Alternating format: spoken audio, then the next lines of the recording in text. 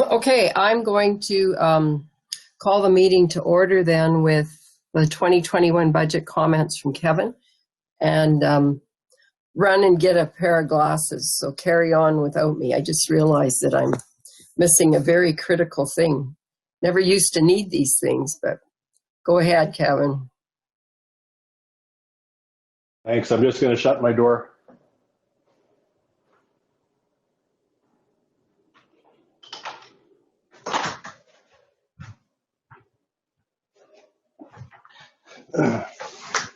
So good morning, everybody. It's kind of nice having a budget meeting at 8:30 and not have to get up at 6 to get here. So can everybody hear me? Yeah, all right. So Matt's got team's got the budget ready. It looks like it's fairly lean again, which is a good thing. We've got, I think, about a 4-year window to deal with our assessment woes that are probably going to happen. So I always firmly believe that you can't lose a year in making a little bit of change with this stuff.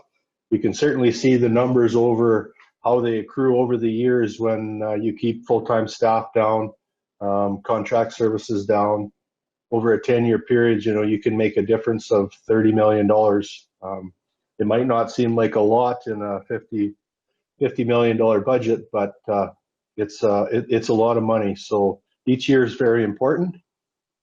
So I'm going to start off this year with similar to what I do most years, is just looking back at where we've been and where we might need to focus going forward. So I mentioned previously to council, our assessment hasn't grown really very little in the last 10 years from 2010 to 2020. We're up to 4.26 billion, which is 2.6% increase. And, you know, that is one of the smallest in the province for a municipal district. I'm not going to say it's the smallest, but there's it's down there. And on average, municipal districts have risen up to 197 or 198 billion in 2020, their assessments. It's gone up 23.2% over that period. So that's a huge difference. And there's a compound effect with the addition assessment too, year by year, as we all understand. All municipalities in the province, when we look at all of them, which the assessment's about 953 billion in 2020, have gone up 30% in those same 10-year period. So that's some big numbers that we're not able to see as a part of our revenue stream. Linear assessments is another question that the province is always focusing on, and I attribute that to way too many big city MLAs that don't have the first idea about rural Alberta. And so they're after that. And, you know, the sad thing is that assessment equates to 7.68% of the provincial assessment. I mean, it's hardly even worth worrying about, but they sure worry about it a lot. And those assessments grew 9.5% in the province from 2010. So, you know, there's been a slight increase in that. For us, ours actually reduced, which is not surprising, but just slightly went down from 2.48 billion to 2.38 in 2020. We all know that about 75% of that assessment is for 22,750 oil and gas wells, 17,510 kilometers of pipeline. Linear assessments represent 56% roughly of our assessment in 2020. So they're a big part of our assessment. They're a big part of our expenses, a big part of our road budget. That whole industry, I figure, adds up to about 2/3 of what we spend money on with regards to service levels. Municipal taxes translate to $330 per well or $431 per pipeline. And I point that out because the province is not really looking at something like those type of numbers. They're picking numbers for their comparisons up in Fort Mac and in BC. And so I think it's relative to where we're at. So taxation versus expense. The County of Newell collected $27.5 million in municipal taxes in 2009, and that was 29.6 in 2019. That's a 7.6% increase over those years. And the assessment, as I'll reference, went up 2.6. So relative tax increase would be 5% if you subtracted those numbers. Municipal districts levied $1.08 billion in 2009, and in 2019, 1.49 or 1.5 billion. So that equates to a 38% increase versus our 7.6. So we're definitely on the short end in a big way with that. And on all municipalities, when you consider cities and everything, they went up 79% over that same period. So quite a lot of the reports that get put out are put out based on those numbers, but you know, they're not taking account the numbers in our region and even the south regions, Cypress County special areas where all the oil and gas activity is here. That's what they need to compare to, not these other hyperinflated numbers that have nothing to do with oil communities. Linear assessments, I mentioned that that we were down. 2009, our total expense was $32 million, and in 2019, it was $30.3 million. So it was down 5.3%. We did do some major cutting early on there, as everybody remembers. Our graphs dipped down, and then we've been on the V, and we've been inclining a little bit, but it's relative to where we are today, and the importance of managing those operational expenses. And I can say it's probably solely to do with our systems and our service capacity and process and procedures that we've done to try to make things as efficient as possible.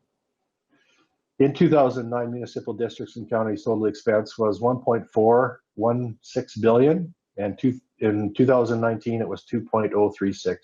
So their expenses grew 43.8%.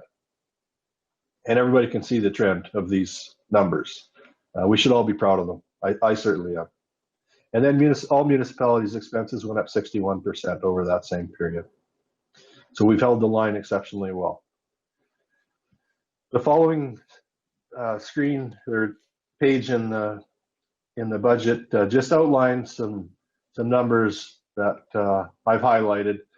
You know, our linear assessments is on the top left, and then our taxes expense, what staff costs us, what contract materials, amortization, transfers to organizations on the right. It's what we spent year by year, totaled up over that period. On the left, I've shown a summary of the capital that we've added, where the capital's been, operating expenses, and where those have been, our net taxes and our surpluses. In the middle, I've shown how our financial assets have changed over the period. And then on the right, I've shown the capital that we've added broke down, not for all categories, but the major ones. So on this slide, there's a few things that I want to highlight to council, and I want you to think about. So we've talked about the linear assessment dropping. We see that trend. We know that's going to probably go down another 25 or 30% at minimum when they're done. Our net revenue and expenses, that's the item that has concerned me for a number of years now. So, you know, we're 13.5 million surplus in 2016 for an $18.9 million deficit in 2017, which was major asset transfer. 2018 was more of a normal year, was $8.7 million surplus, and then we were able to get it to 12.2. And while those numbers sound well, when you total that up over a 4-year period, that's not very good, especially when we were used to the high 20s in the years before. So this is relative to if we had big capital investments in those years, I could certainly live with it. But when our net financial assets jump to 93 million and everybody pays a real close attention to that number and how come they're going up, you just have to look to the capital added on the right. And you just have to look at the difference between 2018 and 2019 to what we've added versus what we added in the years before. And you will see that when you do the division of those numbers, that 93 million is not a very big number, because we are way behind, at least 50 million behind over those 2-year period. So I think we have to pay attention to those two numbers moving forward, our net expenses and our capital added. The last couple years, municipalities are supposed to add at least a minimum of their depreciation, or they get flagged by municipal affairs if it goes over a 3-year period, I think, or if it goes to a 3-year period.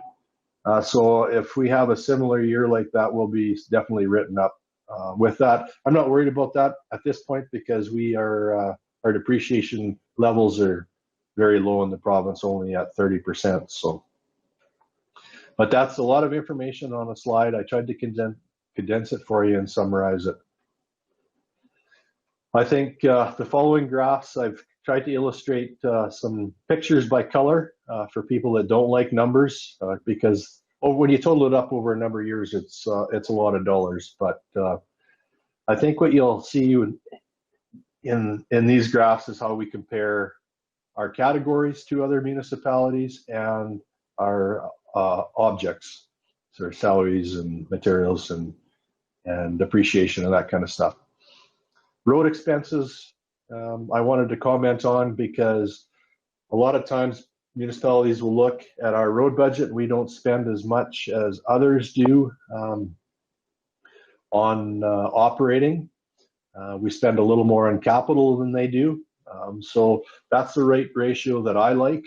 I don't like more money spent on operating than our peers and less money on capital, because that's an opposite formula to what you need for running a municipality. Anyway, $6,211 is roughly what we spent on average over that period per kilometer of road, and municipal districts and counties were 755. So that's roughly a 20% savings, which is something to be very proud of for Mark and his team.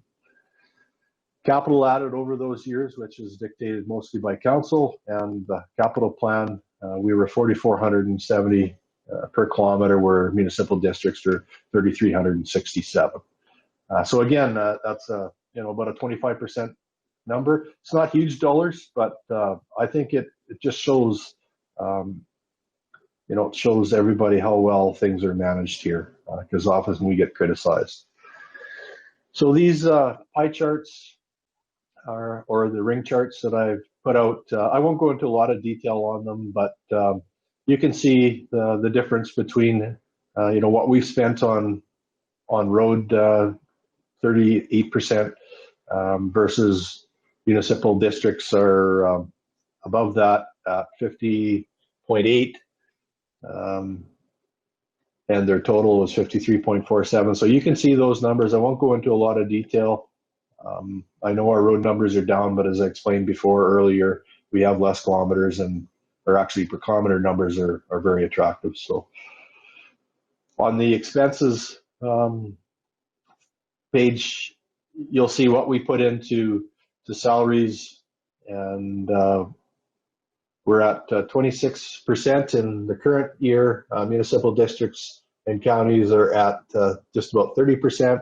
All municipalities are at 41%.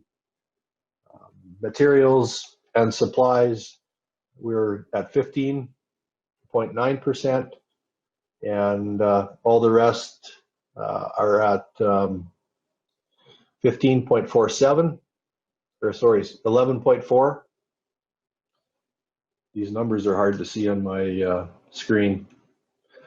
But all in all, there isn't a category that in these numbers that I've given council that doesn't look efficient in terms of being under what the other numbers are, other than our transfers to organizations.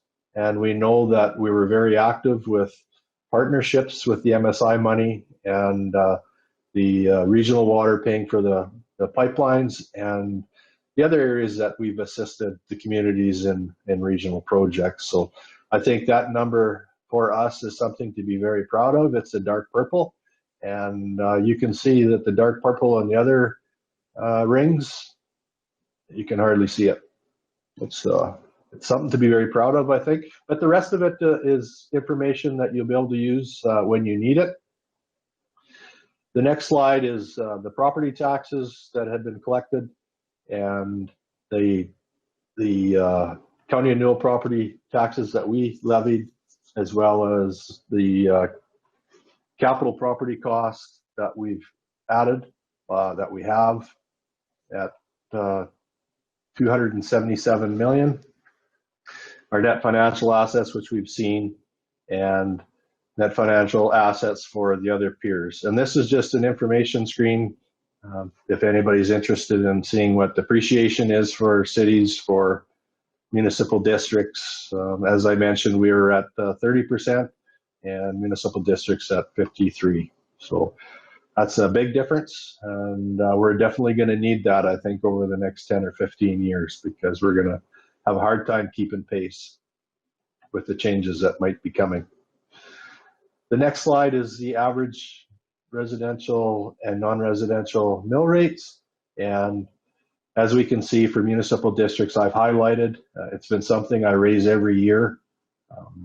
Our rate is extremely attractive. 12 out of the 70 with the special areas and specialized municipalities were number 12 out of 70, something to be very proud of. We get a lot of heat that our tax rates need to go down, but on the big scheme of things, the reason that we've been able to keep it down is because of our non-residential assessments. And as that ratio changes, I'm going to suggest council needs to creep that so that we're not caught in this 4-year window when it does change, with having to making something that everybody's going to get crucified over. And I don't think we can continue to keep looking at residential, because we are slightly above the residential average. I think that should be frozen or reduced, and we need to creep our non-res. One of the businesses that we had met with, Reeve Douglas and I, on Friday, had suggested that there's a whole pile of small business in trouble in the county, and he would like to see us use the maximum that we can. I think Matt said it was 25%, that we can have our small business non-res rate less than our non-res rate. So I think that's something council needs to consider. It's not a lot of money. I don't think Matt will be able to talk to that when he gets into it, but it's something that may help the small business in the short term. I honestly don't believe property taxes are going to be the savior for any of this stuff, because if it is, they're in more trouble than that. So our non-res rate was it's on the right, 8.59. Our residential, and of course now farmland, is kept separate, so those two numbers are shown.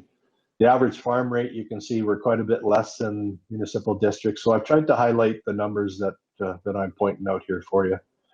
So there is room on the farm rate, but again, that's such a small tax dollar that I don't think it's going to make a whole lot of difference, and I'm not sure if it's worth the flack that comes with increased taxes to try to get over that average rate at all. So all in all, that's my summary. It's shorter than normal, but I think it gives you a lot of information that you can look at. So I'm open to any questions. Thanks, Kevin. Questions from anyone? Wayne? Kevin, if we reduce the small business mill rate, how much would that affect us? Would it be a serious, quite a problem, or would it affect us not too bad? I think it's only 70 or 80,000, but I'll let Matt answer that. Yeah, so you'd be looking at about 103,000 in the first year. Over the next 5 years, based on what we've modeled for you, you'd be giving up just over $500,000.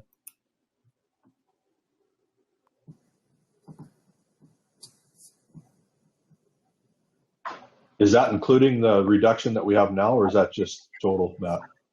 That's going from a 90% small business rate down to a 75%. So the difference between your 90 and going to 75.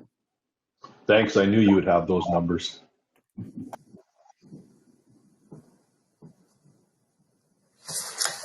And Matt, that 90 to 75% is the amount comparable to small business compared to non-res? Is that? That's correct, yeah.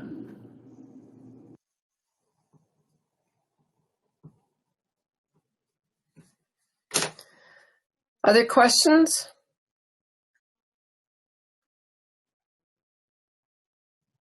Tracy, is that a hand I see? Yeah. Sort of, yeah. Just trying to process what Kevin had said about the small business. Just when he was talking about you had met with somebody, and then I'm trying to process if he could kind of tell me that again. Just his talk about small business. Okay. Yeah, Reeve Douglas and I had a meeting with one of the local businesses here, close to the office. And I think he'd emailed council and I'd send a response to his email, but he thinks that we need to do something different. He doesn't want us to compare ourselves to other municipalities.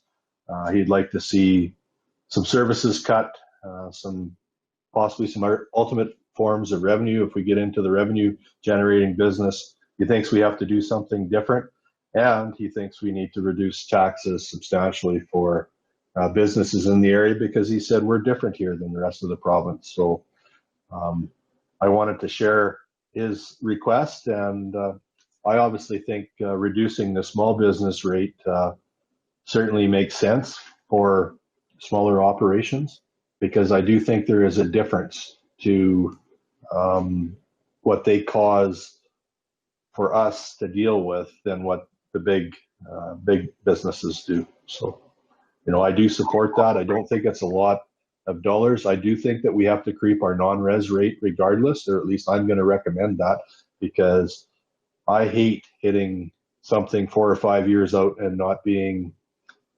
working towards the end goal of making sure that we're sustainable and people don't get caught totally flat-footed at that time. So.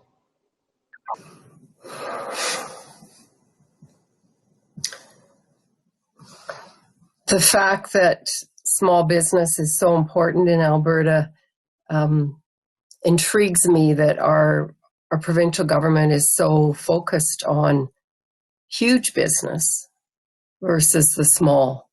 So I support the concept. Other questions? If not, we can, Wayne?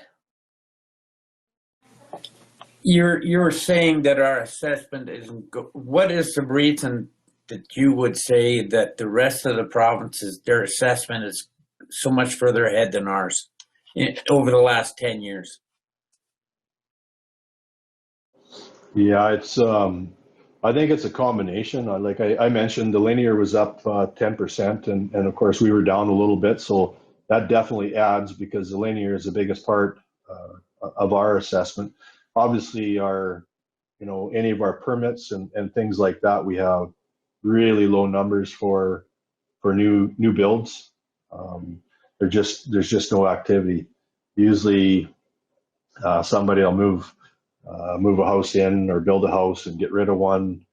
So we don't see a lot of increases, and the only way that we're going to be able to increase that, I think, is to get some more jobs and activity around here, so that people generate that type of stuff, and we just don't have enough.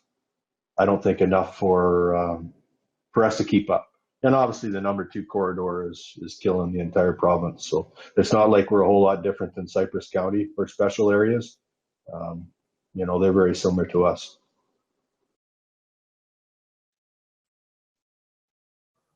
Hopefully the increase in natural gas prices that's happening right now is a trend. Any other questions? If not, we'll move on to Matt's presentation, item 2. Good morning, Madam Reeve, Council. It's a privilege to be with you today. I'm going to try and share my screen. We've had a request from public watching to see what we're talking about. So I'm going to try and share my screen. I guess if you've got questions as we go through, you can use the raise your hand feature and somebody will see it, or type in the chat box and somebody will tell me to shut up and I'll answer your questions. Give this a go here. Matt, is the public able to download the agenda? They are, yes. So if public goes to our website, the agenda is public with all the supporting content. All right, so is my slide deck visible to you there? Yes. Yes, it is, Matt. All right, let's go. I guess first of all, I want to say where are we at in the process of preparing a budget. So we had met a few months earlier this year, had a budget planning meeting. I'm not going to rehash a lot of what we already covered at the budget planning meeting. We're in good shape in terms of our debt capacity. We're in good shape in terms of our reserve levels for meeting the challenges which have been presented to us. Like Kevin says, I think the challenge for us now is to look down the road and make sure that we're not, as he said, caught flat-footed 3-4 years down the road. So what does the interim budget look like that is in front of you? Well, I don't think it's any surprise. You see budgeted increases in any of the areas where the province has made their influence come to bear. This is on your ICF agreements, recreation, police costing. That shows up in your transfers to organizations. We're looking at an $890,000 increase. On the rec and ICF side, we are not looking at an increase in taxes to cover that off. We'll be taking that out of the $500,000 that we've been allocating to the recreation function. It will result in a reduction in what gets transferred to the capital reserve for recreation. So I did want to point that out. On the police costing side, the mill rate will increase there. On a house worth $300,000, last year you paid $16.14 towards police costing. This year you're on the hook for $29.61. So it went up $13 for you on the police costing side of things. That is out of our control. We don't determine how many police officers are in our region, have very little influence on where those dollars go and what they support. Budgeted reductions. Each year we really encourage our department heads to squeeze where they can squeeze. It gets a little uncomfortable when you reduce all of these top 3 spending areas year after year after year. It really limits the flexibility of department heads within a year to respond to things that they have to react to, whether it's weather-driven, pandemic-driven. There always seems to be something to come up that you need to respond to, and you need some flexibility in your budget to do that. But I think we typically look at 3-year, 5-year averages, and we're pretty comfortable that we can shave these things out of the budget. So salaries, wages, benefits down 94,000, contracted and general services down 114, and materials, goods, supplies down just about 120. Shortly after I sent out the budget package, we got an update from the province. Good news, that they weren't going to be pursuing any of their destructive assessment model scenarios. So I flirted with the idea of just not looking at the scenario C, which is what our draft 1 interim budget is based on, and just look at what the 3-year pause looks like.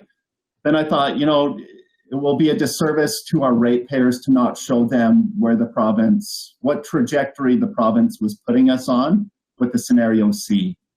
It really will, and I guess the key now for us is this a 3-year pause and hold, or is this a 3-year pause and the rug is still going to be pulled out from under our feet at the end of that year? hopefully things turn around, because as you'll see, scenario C is destructive. The 3-year pause is manageable. So assumptions, we always make assumptions preparing a budget. Scenario C of the assessment model review would have resulted in a 35% decrease in assessed values on our non-residential assessment class. $1 billion of value lost. And then they project it would be a 5 to 6% decrease in depreciated values moving forward. So not only do you have this massive erosion of your taxation dollars in year one, it continues to erode moving forward. In draft one, we continued with our farmland tax policy, increasing that by 0.75 mils per year. And then I modeled what I think is a relatively manageable tax increase for people and businesses year after year at 2.5%. That's not set in stone, we can kick it around. The small business rate set at 90% of the non-res rate.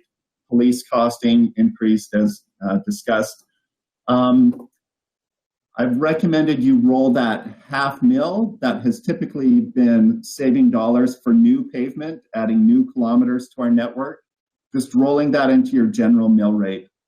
What we'll see in slides moving forward is our ability to service our existing infrastructure set is going to be limited and will be at risk if the province moves forward with these assessment reductions. So I think the message I wanted to send with this paving tax piece rolling into the general mill rate is that we pause our expectations to add to that infrastructure set, because anything we add, we have to replace and maintain in the future.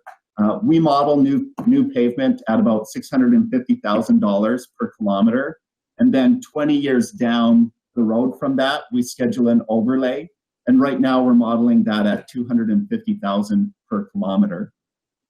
So the point is, new pavement is really expensive. And I think we need to see where things shake out with this assessment model review, this 3-year pause, to see what our capacity in the region's really going to be to maintain our existing service level without even looking at adding additional service level in terms of upgraded roads.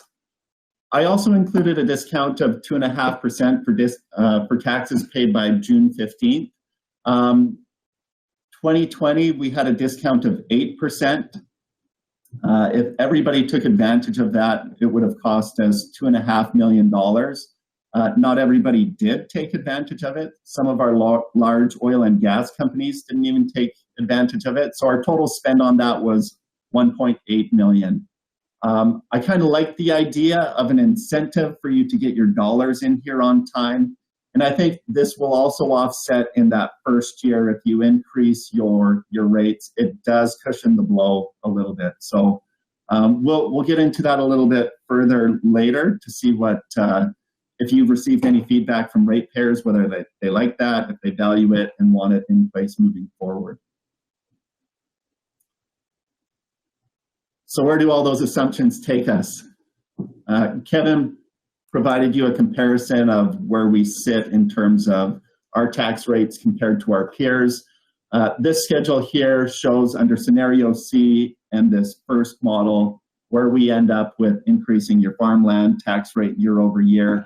By 2025, our rate of 9.7867, we will be at 103%, or pretty much on par with the average farmland mill rate as of 2019.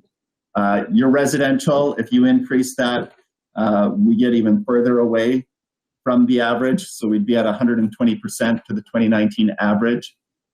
Non-res, we're quite a bit under at a 2.5% year-over-year increase. The small business, they don't provide a comparator for. And then the other thing I'd point out is at the bottom there, your non-res to residential ratio. There is a legislated limit that can't exceed a ratio of 5 to 1. So if the province had pulled the rug out from underneath us, How do you maintain service levels? Well, to buy us some time, we've proposed you would do it through savings reduction. So removing your paving fund contribution, recreation fund, you reduce what you send to your infrastructure fund, fire apparatus, and facilities. That buys you a little bit of time. It also makes the county vulnerable. It reduces our flexibility, and it's not a sustainable plan. It buys you time. What else do we have in here? Well, I would imagine, and Kevin pointed this out, the province has an expectation that municipalities across the province invest on average over a 5-year period, the average of their amortization charge. You cannot do that under a scenario C situation, which I've got a slide in here that'll show. So if they're going to remove your ability to run a surplus budget, they better come to the table with some infrastructure grant funds. That's not on the table currently. Right now, our federal gas tax is slated to run out in 2024. We've been getting $430,000 for that. We've been investing that in our roads. MSI capital, we've currently got just under $6 million available, and we've allocated that in our plan to paving overlays and bridge files. The MSI program set to expire in 2022-23. The province has said they're going to replace MSI with a local government fiscal framework that'll be tied to the fortunes of provincial revenues. But what those dollars are, we don't know. And nothing has been assumed in the budget. Once those grant dollars run out, we haven't put anything in the budget. So we don't assume we're going to keep getting $3 million for MSI or anything moving forward.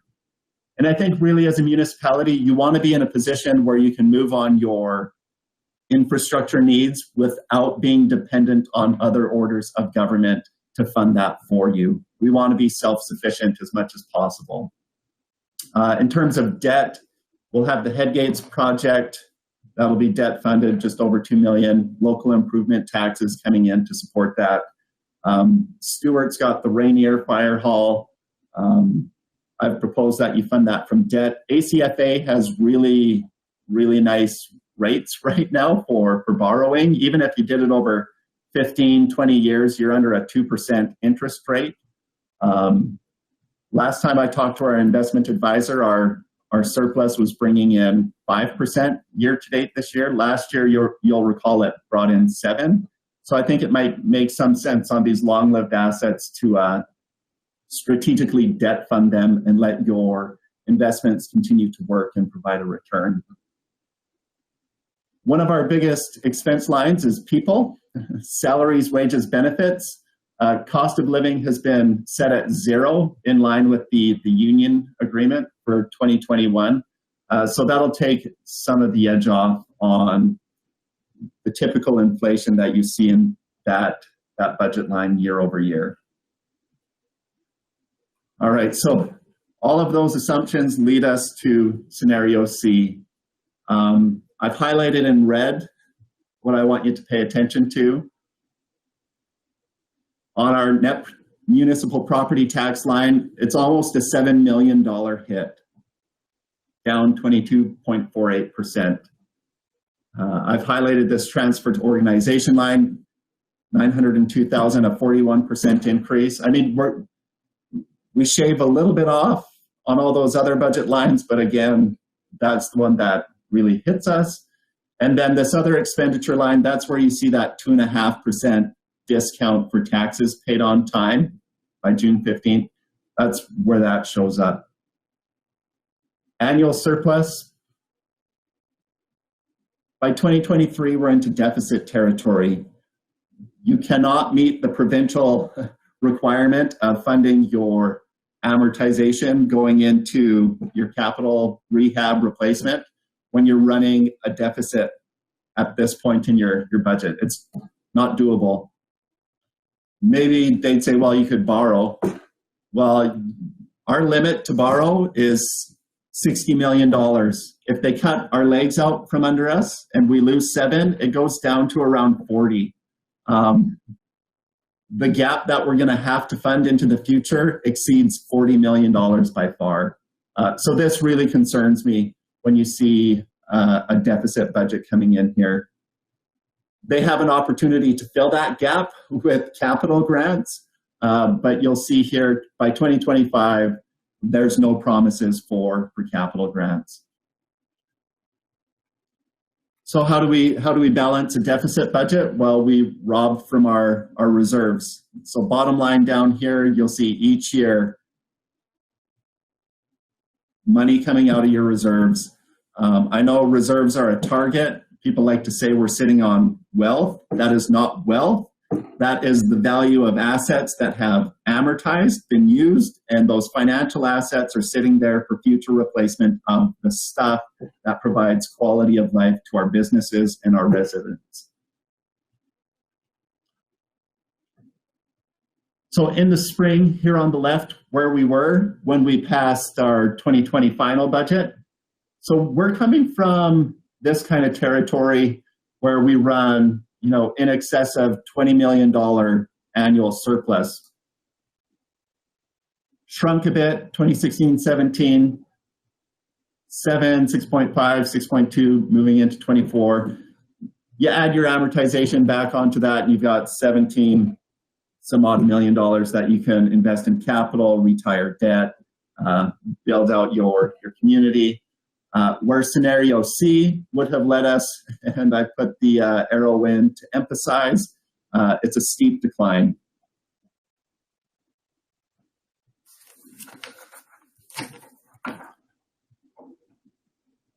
This slide here shows what our 10-year restricted surplus projection would have been at 2020 final budget. So really, we're just kind of maintaining that balance.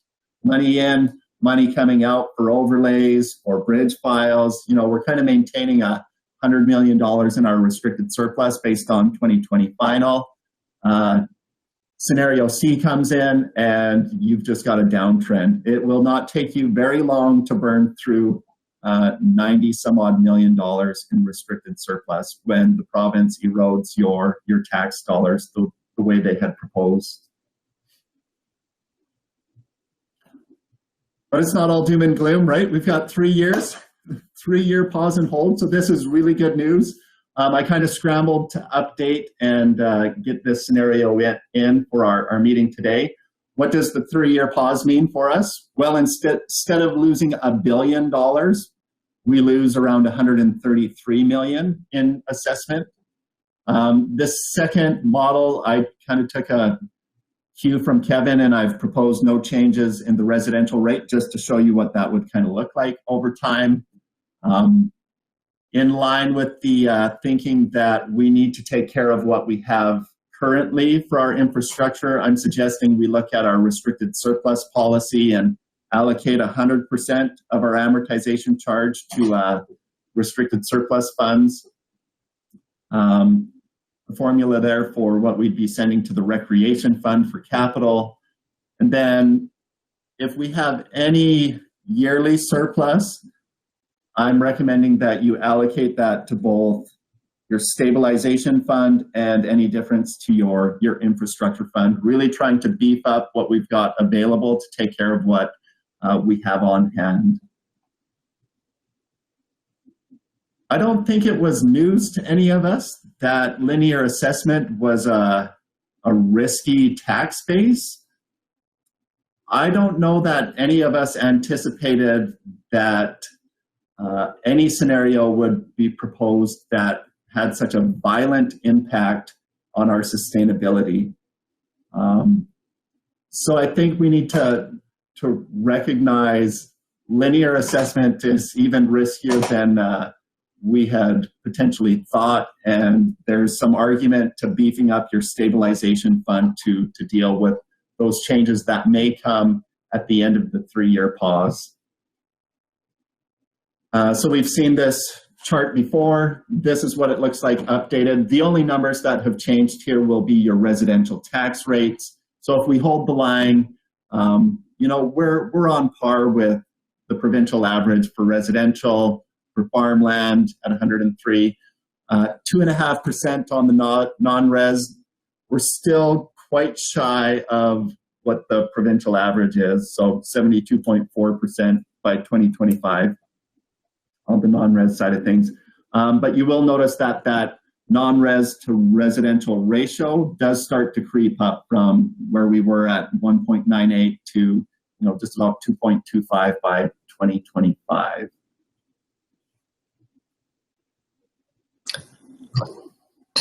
It's small, eh? Yeah.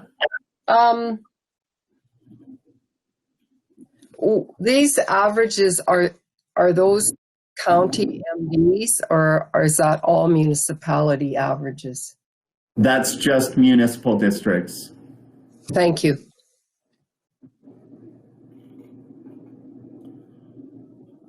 This slide here just shows the change between the draft I sent you, the first draft, and then a few days later we get the good news update. So the good news update for us is really good news. It puts just about $6.9 million back in our net municipal property tax line. They do rob us of the well drilling tax, and we've always budgeted for that really conservative, about 165, 150. But typically, we do a lot better than 165. So, on average, the last number of years, I think it's north of 400. This year alone, we're at 500,000. So, in terms of the budget impact, it doesn't look like much, but in terms of what's actually going to hit your bottom line, we're giving up more than the 165 on that. But if those wells get drilled and it means new long-lived assessment and new pipelines, maybe at the end of that 3 years, that 3-year tax holiday, we'll have more assessment to provide our services. These changes, assessment will drive some change in the police costing model. So that's what that 13,000 is there, that change. And then your estimated tax discount. So at the end of the day, the announcement from the province for us in terms of the budget model is a $6.5 million difference to the positive. I've highlighted in green. So the annual surplus, where we were in 2023, headed into deficit territory. Now we've got a more stable, realistic number to build off of for our capital plan. And the other one I wanted to highlight was down here, transfers to restricted surplus. So instead of each year pulling from our reserves, we're actually in a position to put some money into those reserves. Key question will be, this is all based on the assumption of a 3-year pause and hold, not a 3-year pause and decline, or a 3-year pause and pull the rug out from underneath you. So really, the numbers past 2023, you can't bank on too much. This slide here, I just wanted to highlight the contrast between a scenario C, which is our annual surplus here in red, or deficit rather, by 2025, and what the 3-year pause gives us.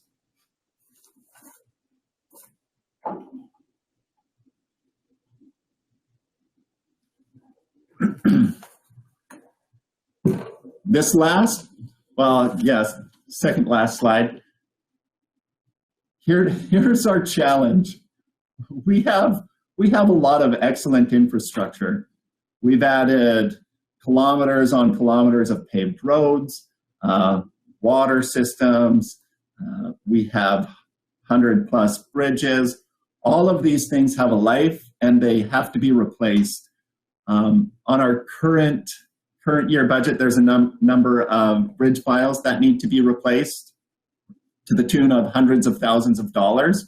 If you go into our TCA register and look at the historic cost of what these things were in there at, you've got bridges in there at $4,000, $70,000. So this feeds into my argument for we really should, as a standard, be socking away at least the amortization charge for future asset replacement. The red bars here are our Scenario C projected restricted surplus fund, or our reserve. So going from 90 million in 2020, pretty good, down to 48 million by 2030. This blue bar is the accumulated amortization. So that's the estimated value of our roads, bridges, everything that has been used by taxpayers to date. It's a pretty big gap between the 175 and the 48 under Scenario C. Even with the $60 million debt limit, you're not going to bridge that gap. Even with $3-4 million of MSI funding per year, you're not going to bridge that gap. The green bar here is the 3-year pause and hold. It looks a whole lot better than Scenario C, but you'll see we still have this gap with the tax policy that has been proposed in that second draft. There's still a gap that we need to be thinking of. In the first few years, it doesn't look so bad, but it really becomes pronounced as you move out and start taking care of those overlays and bridge file replacements.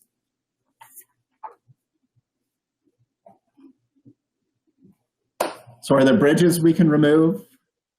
Are there paved roads anybody want to plow up and turn back to gravel? I don't think so. Maybe some of the irrigation expansion grant funding that comes will end up in the EID, and there will be a few bridge files that can be removed and things like that. But I think it's really important for us moving forward to prioritize. This last slide, I like this. I think it's pretty good for grounding us when we've got all of these competing interests: recreation facilities, paved roads, gravel roads. We'd like to turn to paved roads. There's so many competing demands. I think this is a good one to kind of have in our back pocket for helping us prioritize what we're going to do, between imperative must-do projects all the way down to just the important and desirable. So we could do them, but it's not necessarily going to cause detrimental effects if we don't do some things.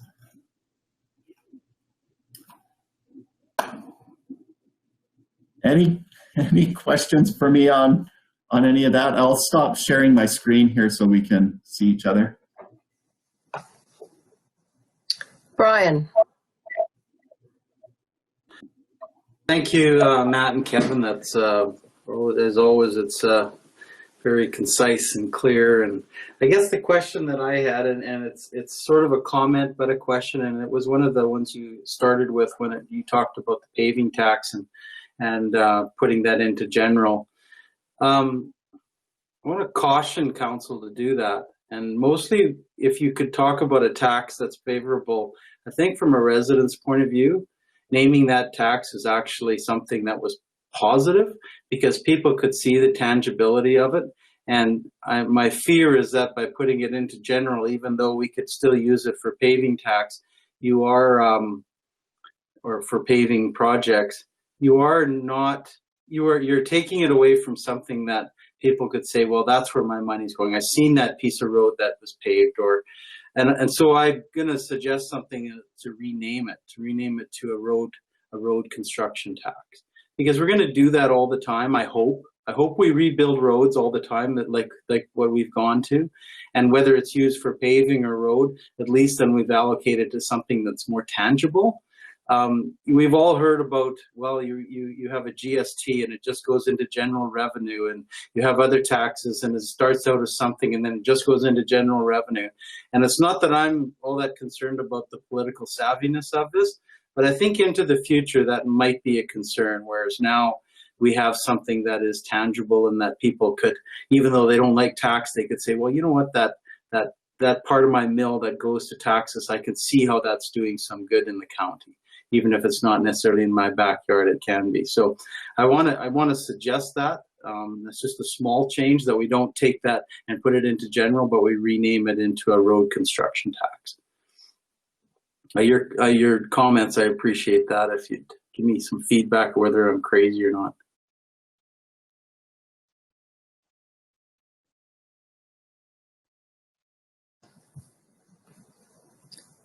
Matt, do you have a response to that at all? Or? Yeah, you bet. I don't have any issues with that. I think that's actually a great idea. Tracy? Just in addition to those comments too, I know I've had requests from people that would like to see the mill rate back on our tax bill as a separate line item so that they can see as a part of it, just like we see like paving. So I don't know if that's something that we can change back, or no, we can't. I mean, you can have as messy of a tax notice as you prefer. I would recommend you keep it clean. Each tax rate that you split out is room for error. I would encourage everybody to look at our budget document. It tells them exactly where everything's going.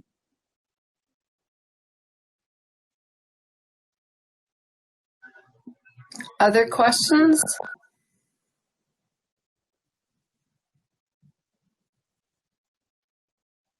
Seeing no other questions, we'll move into our more specific areas.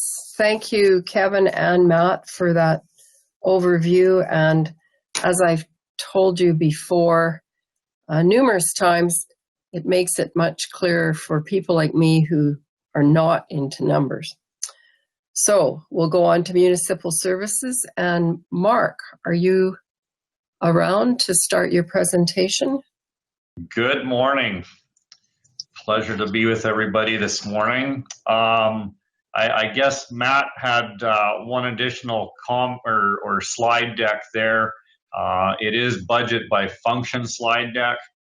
It has the highlights, I guess, of expenses and savings and stuff for each and every department if council has not checked that out yet. But for municipal services, a number of functions of budget is overseen by myself and supported by my managers and staff.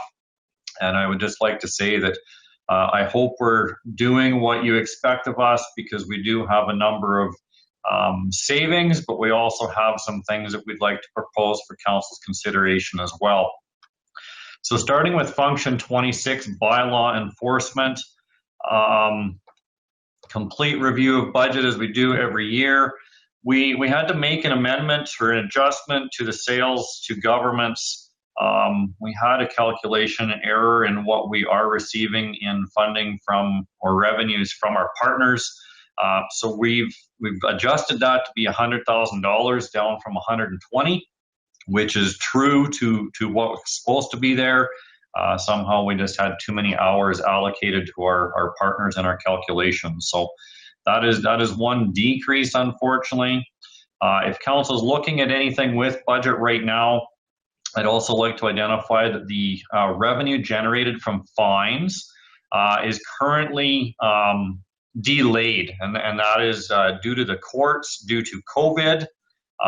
Payment for fines for tickets and stuff that have been issued that are being challenged in court and whatnot are currently being deferred because it can't be processed through the courts.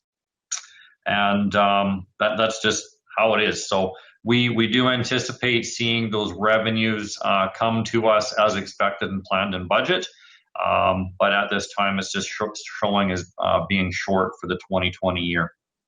Other general services, currently, we employ an agency to provide officer supervision. That is monitoring of their location, doing the work alone check-ins, and taking care of those matters, because our officers do work hours outside of regular business hours. So that's how we monitor that for evenings, weekends, and early mornings. That is currently through the Foothills Regional Emergency Services Center. They charge us $4,000 per year for monitoring the 2 officers. We have received a proposal from the Taber Police Service to consider moving to their monitoring services. With that, they do have the GPS monitoring of the patrol units, the radio monitoring of our officers, and they as well offer a few other things that have been legislated for our officers, which is high risk monitoring and tracking. So known high risk individuals that community peace officers shouldn't be approaching on their own and such. They have some of that tracking as well as other items that they can offer to us. And that would be at an increase of $4,000 per year. We took a tour of the Taber Police Service Agency and thought that that was a pretty good value for what we're currently doing in a spreadsheet format amongst our 2 officers that needs to be shared amongst other agencies neighboring us and whatnot. So we'd strongly recommend moving to the Taber Police Services. However, if council favors no increase in the budget, then we will continue with our services with Fenske. Additionally, e-ticketing is something that is coming through the province. So instead of handwriting and issuing a paper ticket to somebody being issued that, or I believe even a warning, it has to move to an e-ticketing process. And this is provincially driven again. Printers for that is a $2,500 printer. And then there is software licensing behind that of $15,000. And that is an estimate because we don't exactly have those costs yet. But we've been doing some field tests with this right now. Ticket preparation, although it may not seem significant to us discussing today, ticket preparation is approximately 3 minutes through the e-ticketing software. So think of yourself being pulled over on the road saying, geez, what is that officer doing? You're already kind of irritated that you got pulled over in the first place, whether you were in the wrong and can admit to yourself you were doing something wrong, or otherwise the time spent with those officers is something that often agitates people and just does not provide a great customer service experience. So the sooner that we can get something issued to somebody and get them back on their way, the more satisfaction there is in that time period. And that 3 minutes would be a savings of 7 minutes per traffic stop on average is what we have estimated at this time. It's coming through legislation. I don't believe we're going to have any other options. There are very, very, very few companies offering this. So we're looking at those kinds of costs in municipal enforcement. Other than that, we have the planned replacement of Patrol Unit 907-2014. And that's right around that $90,000 to $100,000 by the time we go all in, not knowing exactly where we end up, but basing it on most recent replacement of the other patrol unit. And that would summarize everything for bylaw enforcement. If there are any questions with that, I'd be happy to take them right now. Questions? Mark? Oh, go ahead, Alan.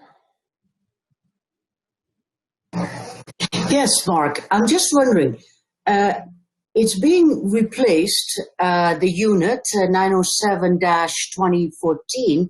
What if it was replaced by the same unit that's currently being used, the regular SUVs? The price be fair? Well, there would be some savings in that because I'm trying to think now. The current patrol unit is more your crossover SUV. The unit that we moved to in the other replacement is a full SUV model. It provides additional ground clearance for servicing some of our other partners' requirements, primarily the Eastern Irrigation District with their off-road trail patrols and things like that. So to be able to respond to all situations and all partners, to have both units capable of going to and from as needed is of benefit to us in that partnership. That's how I would respond to you with that question. On that, Mark, do our partners pay more as our costs increase?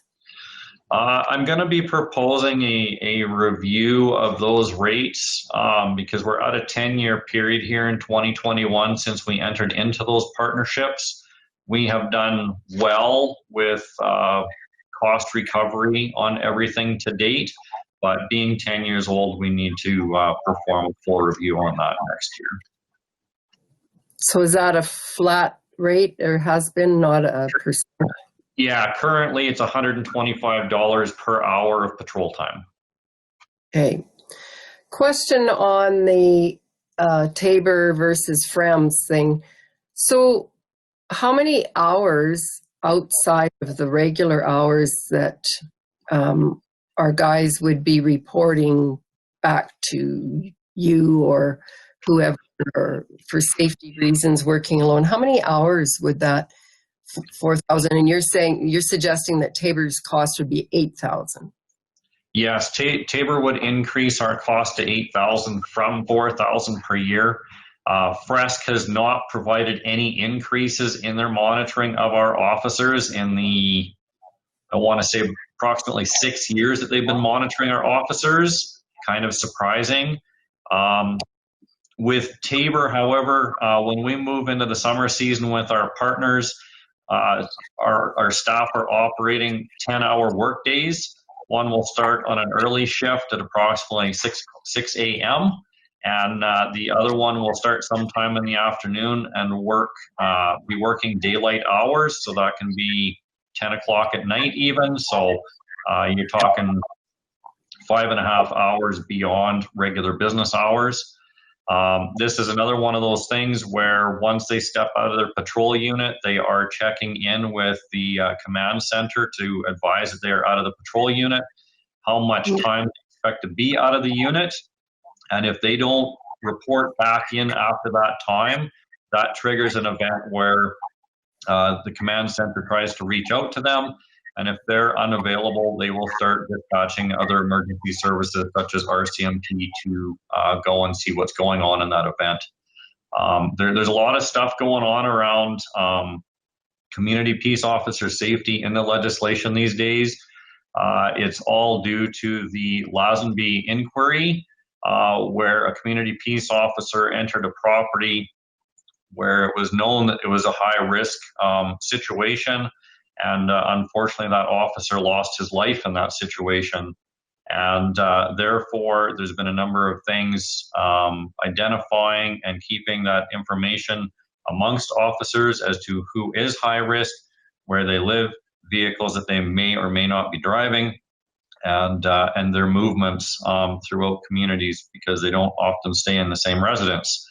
And keeping track of all of that and having that information available to officers in the field is part of the situation. The other thing is that with the Tabor Police Service, they are certified to be able to pull information from the RCMP, and through that they can provide our officers with that information in their patrol unit, whereas currently with Fenske, our officers, when they pull you over, they have to get on the phone to phone CPIC to run your plate to find out if the potential driver of that vehicle is of high risk or not, and they continue to sit on the road waiting for that information to come back to them. Oftentimes that call can be 10 minutes alone. If that person is in fact a high risk, the agitation level is obviously increasing amongst that person, and when approached by the officer, it might not be a very welcome situation that could have been avoided from the onset, having that information readily available. Pardon me. That's really the justification behind why we're proposing such change in this.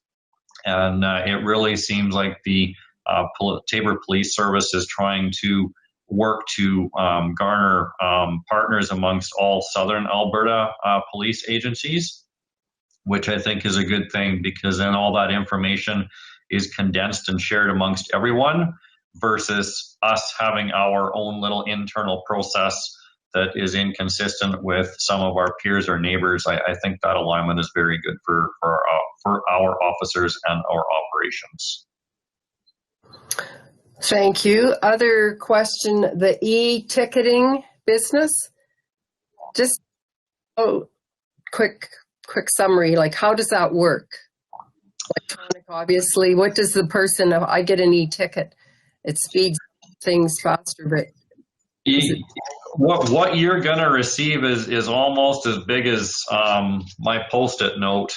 It's a real small printer, about the size of a cell phone, a little bit, probably 4 times the thickness, and it's just to accommodate the printer roll, just like a receipt that you almost get at the grocery store. That gets printed off, handed to you, and everything else is done online. John, do you want to speak a little bit to that, since you and Devin have been handling that firsthand? Yes, thank you. One thing I would like to add, in addition to what Mark has said, with this e-ticketing, the province is basically also trying to cut back the court processing times. Right now, I handle all the tickets. I basically sort tickets alphabetically and by court date and send them to the courthouse, which can take an hour to 2 hours of my time going through everything, making sure it's all correct. With the e-ticketing, it'll actually be sent automatically roadside right to the courthouse, eliminating the process that I'm doing right now currently by hand, doing the tickets and then getting them mailed out and all this. So it's also an efficiency thing that the courts are looking at to help their court clerks and even us locally, because like I said, they downloaded it to us to do the processing part, which takes time on me, which with e-ticketing will send it right now automatically, which would help as well.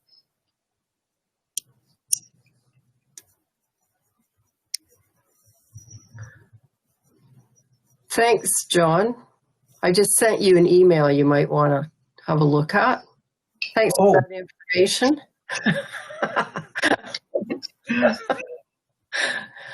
Thanks. Okay. Mark, Wayne has the question. Hey, Molly. My question is, John, how many tickets do you write, you and your colleague write every month? And by the way, I'm not interested in saving the court money. The province is after us for cash, so they're on their own. Totally understand. Yeah, I think Mark mentioned also with the ticketing that, yeah, they're making it legislation, the province. So basically, if you don't do e-ticketing, you won't be able to do any traffic enforcement. So they've kind of they made it pretty straightforward, I guess, from what the directive we've been getting, that any law enforcement, again, that doesn't go e-ticketing by the end of next year won't be doing traffic, basically. So just FYI. As far as to answer your question with tickets, in our high time, which is normally during the summer months, per month with our department, I'm going to say conservative, probably 30 tickets a month, somewhere in there.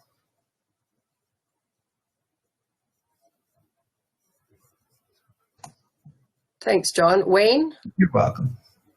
A number of these, I know from your reports, quite a few are warnings.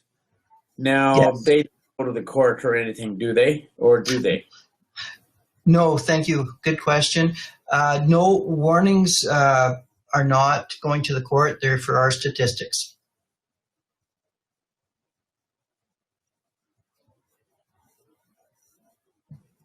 Other questions for Mark or for John on the bylaw enforcement line?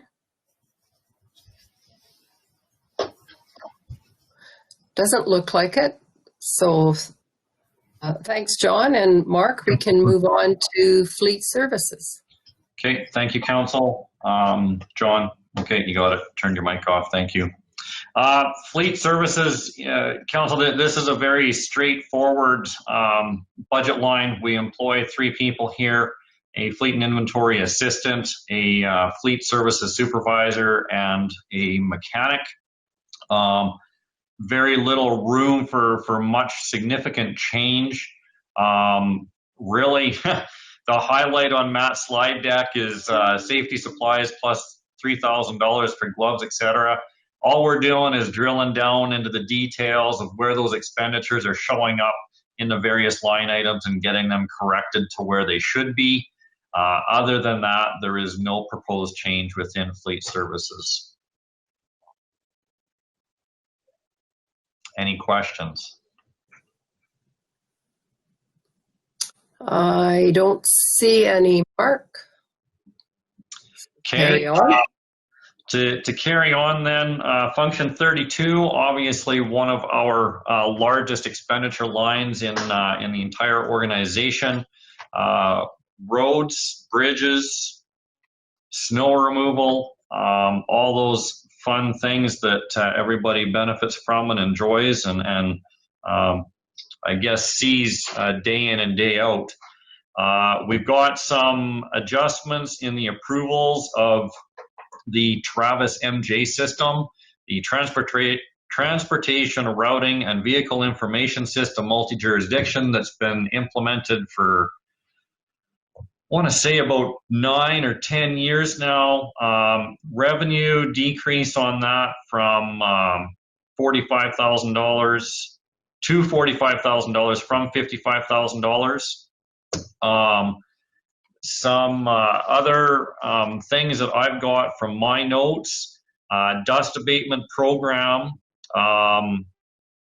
We have increased the revenues here to $225,000 from $200,000.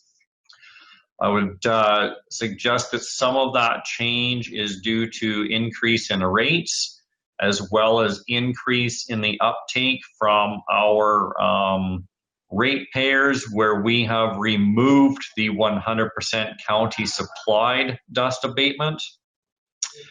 Other matters in this, we have identified the 2 historic train trestles that exist in the county of Newell. Those are over top of road allowances. I have chased this matter with CP Rail in the transfer of the rail lines to the county of Newell, which council should be fully aware of. We've been selling the lands of those rail lines back to the former quarter sections of land. The train trestles sit over top of the road allowance, so we aren't exactly selling those off to any individual or landowner. Therefore, we have somewhat of a liability. We have responsibility for ensuring that those structures are safe. Motorists do occasionally drive underneath of those train trestles. There are 2 residents that fall on the south side, 1 for each of the 2 train trestles, and we should be doing some diligence in that. So we are proposing a review of the train trestles for $5,000, which is an engineered condition assessment of what those timbers look like and any safety mitigation that needs to be taken with respect to those historic matters. From that, I guess council can anticipate that the department would come forward and engage in further discussion as to what the future holds for those train trestles based on condition. And if we are interested in preserving them, we will have to understand what those costs are moving forward, as well as if we're looking at removing them due to known risks and liability, what the cost would be to remove and dispose as well. So that is just for an engineer's review of those train trestles, and then we will engage council at a future time. We have the Silver Sage Road overlay engineering proposed here, $35,000 engineer assessment. So condition assessment, which will include like heavyweight deflectometer testing, other engineered testing, maybe boring or coring, I'm not sure, but to determine what the appropriate maintenance or improvement should be for that surface, as well as the key timing to perform that. Things aren't just based on age. We look at the condition of our assets, and from there, we try to catch the, call it just-in-time replacement or upgrading to ensure that we are preserving those assets and their original investment for the longevity of our taxpayer. So that's pretty straightforward. It's not really a whole lot different than what we've done currently with One Tree Road and the planning and scheduling of its overlay and upgrade. So council can expect that next year for Silver Sage Road. Gravel road maintenance, we've done some decreases to some contingency funding there. We've also decreased some of the allocation for contracted service provisions here as well under the 2257 account. And pothole repairs increased to $80,000 from $50,000. Yes, we've done a significant amount of paving in the past 10 years, but there was also approximately about 100 kilometers of pavement prior to this out there that is aged, hence the overlays that we're looking at in the plan. But we do have some potholes that show up that need to be maintained and taken care of, so there is an increase in that. What else have we got here in 32? Railway crossing maintenance. CP Railways, we have an agreement with them for the maintenance of the 8 or so crossings with traffic control devices, from the crossbucks to the cross arms to the lighting to the audible measures that are in place. Some of those costs have gone up. Addition of improvements to a crossing, we have approximately a $5,000 increase from 2020 to 2021 that will be maintained unless costs go up in the future. Railway crossing improvements has increased from $10,000 from $5,000, and that is some of the stuff that we need to do to meet the new legislation requirements for November of 2021. And we have CP Rail right-of-way maintenance. This again is related to the crossings. I got my first ever bill for some improvements that they carried out to about the tune of $3,000. So one time every 10 years, I thought that was fairly reasonable. Hopefully it's not going to be a regular recurring thing, but we better throw $3,000 in there in the event we get hit with more of those one-offs. We've been working to get our grader operators situated on county land and off of private property. A number of years back when we renewed the agreements with private property owners, the environmental assessment and contamination of fuels and lubricants and stuff on their lands came up. Not saying that we aren't doing an excellent job of caring for and keeping control over those things, but we do want to relocate the gem grader from private property. It appears as though we'd be losing that anyway, as that property is currently up for sale, and who knows whether the new owner may or may not allow it. But we do have property, the county owns property in GEM that we're proposing moving it to, which is already taking place. And we just need to take care of the environmental site assessment on that to ensure that the property is free and clear of anything of the county being there over the years. Travis multi-jurisdiction fees decreasing to $30,000 from $35,000. Heavy machinery repairs, little bit of money that we're shaving off of there, $7,000. Dust abatement, the gravel surfaces, we were budgeting $510,000 per year with that. Due to the reduction in the program, removing much of what the county had taken on, we are decreasing that to $350,000. So $160,000 savings in that account is what we have suggested. And we've just got some of the other land improvements and stuff that are being carried forward from this year to 2021 with truck parking lots, grader site developments for the outstanding graders, and where we go with that. One Tree Road overlay, we had a good estimate on that of $4,421,000. Revised estimate is going to see us decrease that to $3 million. So significant changes in that with what we discovered in the engineering side of things. And then, of course, there are a number of other programs and services with bridge files, the headgates development, and things that we have going on there that we have proposed within that budget. So council can also see that there's a 1.19 FTE decrease proposed within that budget, and we're looking to maintain capital as we've previously done. So unless there's some services that council is looking for us to change, if that's EID drainage, which I strongly recommend we don't do, or otherwise with gravel road shoulder pulls stuff, those would be the highlights and changes within that budget line. Any questions?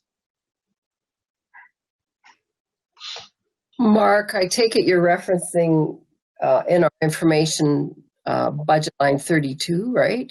And yes, function 32, yeah. That's okay. Questions? Wayne? Mark, I just noticed here that for the year 2023, you've got budgeted 1.2 million for Rural Route 150, an overlay, but that's also 542. Wouldn't that be under the provincial's jurisdiction if it's 542? Range Road 150? Yeah, but you also got it in brackets here, Highway 542 to Highway 1.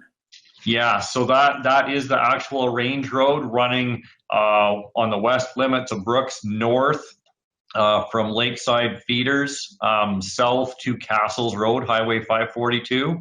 So that pavement is aged. The engineering study and whatnot needs to be looked at, and potential overlay. Don't forget that also is part of the planned north-south truck route leg connecting the city of Brooks, County of Newell, southern industrial areas to the north corridor there, where we have UFA Farm Center and other situated industry, and connecting to Highway 1. Yeah, that's the one that the city of Brooks doesn't want to contribute to. But that would be for the overlay. That's not doing anything specific to Highway 542. Upon that review and stuff, it might be warranted for acceleration or deceleration lanes along Highway 542. That'll all be investigated in the engineering. Yeah, I understand. Okay.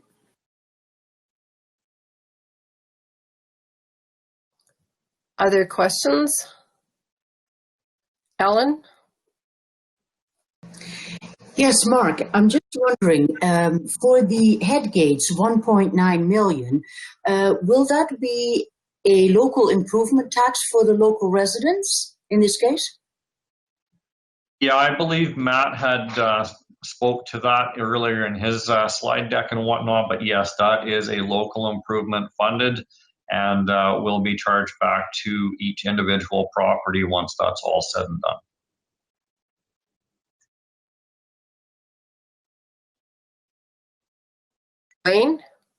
Wayne? On the dust abatement, is that looking at an increase in the cost for residents who request dust abatement?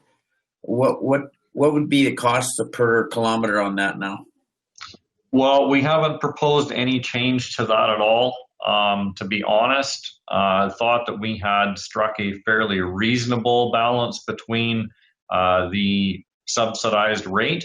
But if council is looking to get that to a full cost recovery, I'm open for that discussion.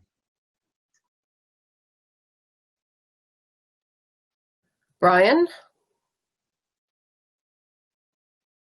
So I'm trying to understand a little discrepancy you have on the slide deck for the head gates, north head gates, 1.9 million, and then on the paper file I have on principal or long-term debt, you have 2.15 for head gates local improvement. What am I missing? Well, I guess what I can suggest in that, and maybe Matt or Jeff want to speak to it more, but the local improvements will be realized when the full construction costs come in. So whether it's 1.9, 2.1, or maybe it's 800,000, that local improvement will be adopted through bylaw with the actual costs billed back to those landowners in the end. Jeff? I think maybe the discrepancy is that the 2.15 is the cost, the total cost of the project that was advertised in the local improvement. And I don't have it immediately in front of me, but the 1.9 may be the difference in some of the funds that have already been expended. And that 1.9 might be the 2021 budget number, where funds have been previously spent already on the project. Is that possible? That's right. Jeff's right. Thanks, Jeff and Matt. Okay with that, Brian? Any other questions? All right, we'll let Mark carry on with the airport. So from the slide deck that Matt prepared here, airport is a partnership agreement with the City of Brooks. We are somewhat of a silent partner. We have representation on the airport commission, but the City of Brooks is truly in charge of this. Right now, there's the amortization $35,000 decrease. The tarmac and runways are fully amortized, and from communications with the City of Brooks, there's no plan to overlay or do any improvements at this time. So there's really that savings, I guess, and no increase in funding required. So it's status quo. And they're doing fairly well with the sale of aircraft fuel and stuff out there. Yeah, we're kind of a contributing partner based on how that agreement is written. Any questions?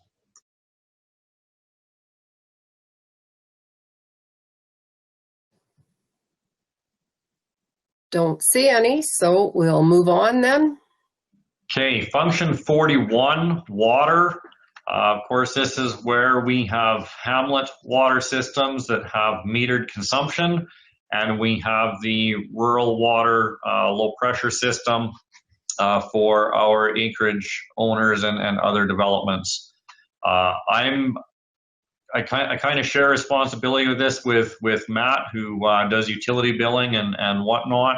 So 3% increase to the rates. You can see if you're following that slide deck on the rural side, an increase of $1.75 per month, $21 per year. Within the hamlets, $210 per month increase, $25.20 per year. $1.05 per month on the base charge, $1.05 per month on 15 cubic meters estimated consumption. And with the expenses, there's a $27,900 decrease, or a 1.04% decrease. On the capital side of things, NRSC is working on water sampling stations. So this is something that got flagged in the audit of water systems. Access to the same location, be it a residence in the hamlet of Lake Newell Resort or Scandia or wherever, if the operators can't take a consistent sample from the same residence, it's kind of frowned upon from Alberta Environment. So installing these individual sampling stations that they have access to that don't depend on anybody else or anybody else's property other than government property is going to be taking place. There's some tilly fencing that needs to be done due to the sale of the water ponds to a private landowner. And then there's the Rolling Hills pump house drainage. When we filled in the water reservoir storage pond when we used to treat water, there is a small discharge that takes place from time to time as part of the testing standards and protocols. So we're just going to install a small little pit, preferably through a culvert with washed rock in it, that it can discharge some water to and be self-draining. Other than that, it's pretty well status quo with what Newell Regional Services Corporation offers us for the operating side of things, and keeping up with the legislations imposed on us for daily checks of facilities and testing. Are there any questions on function 41?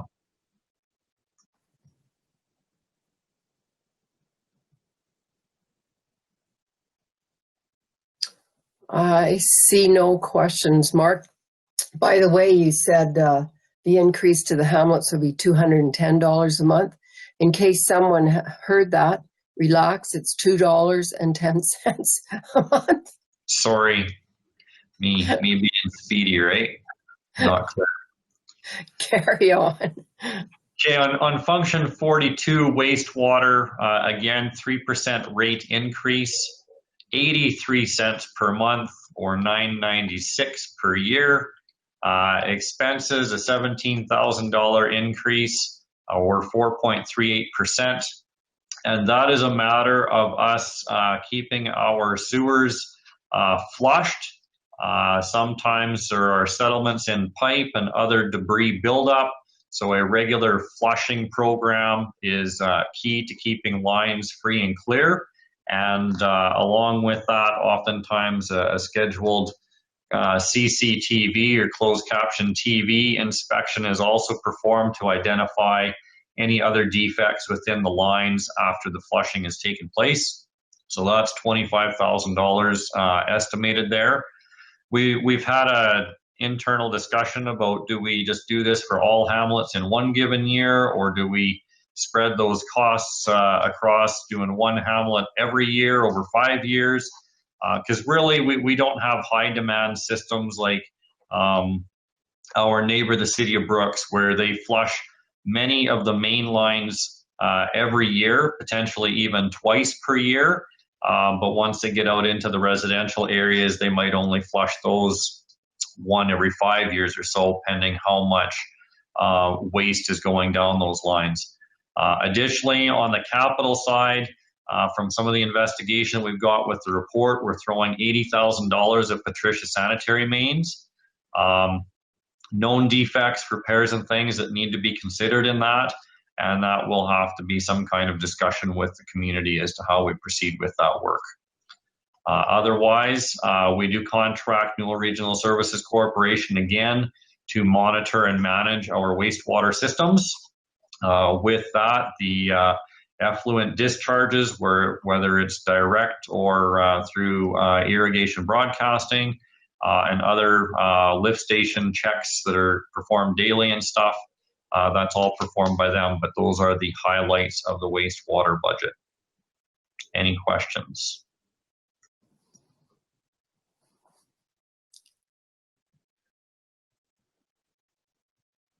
I see no questions, Mark.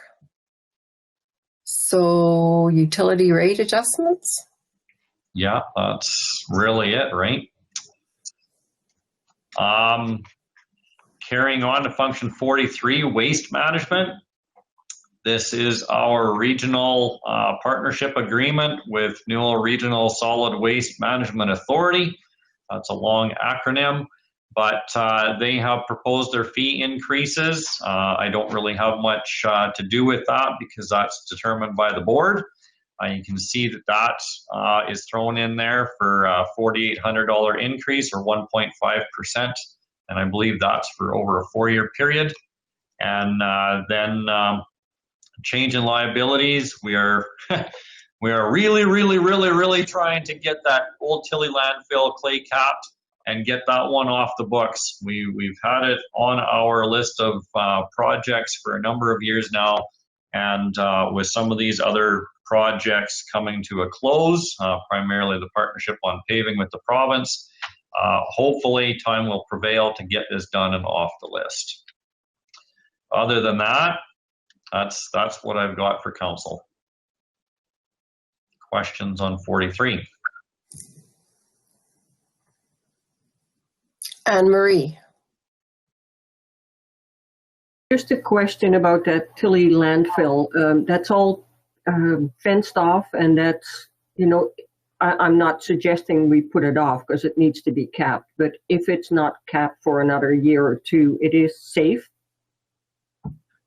Yeah, the old landfill is barbed wire fencing. There's no pit for anybody to fall into or anything. It's just a matter of getting it closed out to potential environmental standards. The transfer station is right there, and that is monitored when that is open for who goes where and what, and you can't get anywhere else. It's fine as it sits. It's just that liability on the books, and every year we wait. You know, I guess sometimes we've been surprised that contract assistance comes in cheaper than what we estimate, but other times it also increases. And generally things aren't getting cheaper, they're getting more expensive. So the longer we keep it on the books, we might come to a period where there's a shortcoming in the dollars, and we don't want to see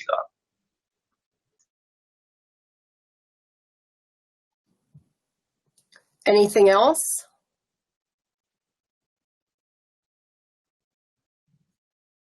All right. Thank you, Mark. Oh, we got one more yet. We had restructuring where planning and development actually came under municipal services in the past 18 months, I guess. So with this, I'm going to give the highlights if Jeff wants to divulge a little bit more with council as to what's really going on, because there is a lot going on. But on the revenue side of things, planning and development is now processing subdivision applications. That's an additional revenue stream for us. Formerly, that was through contracted service provider. Service capacity is providing for this service and is also being analyzed in 2021 for where we need to go, what we need to do. And of course, there's some automation and efficiencies that's being looked at across the board in planning and development to help make some of this stuff as much self-service as possible, but working on that. And as council is already aware, contracted planning services, we've had a change in that. And with that, we're proposing of rewriting our land use bylaw, and that's estimated to be about $42,000. And with some of that as well, with expenses, workstation refresh program as scheduled by the IT department. And keeping in mind that we are looking to ensure that everybody can work remotely, capable of working from home or wherever they may find themselves, as COVID made that a reality for us once again. Prior to that, it was the H1N1 scare back about 10 years ago. So we need to be mindful that we do need to be able to work from home. So desktop computers in favor of laptops now, and having that remote workability with our staff. Jeff, did you have anything that you want to expand on with budget in that?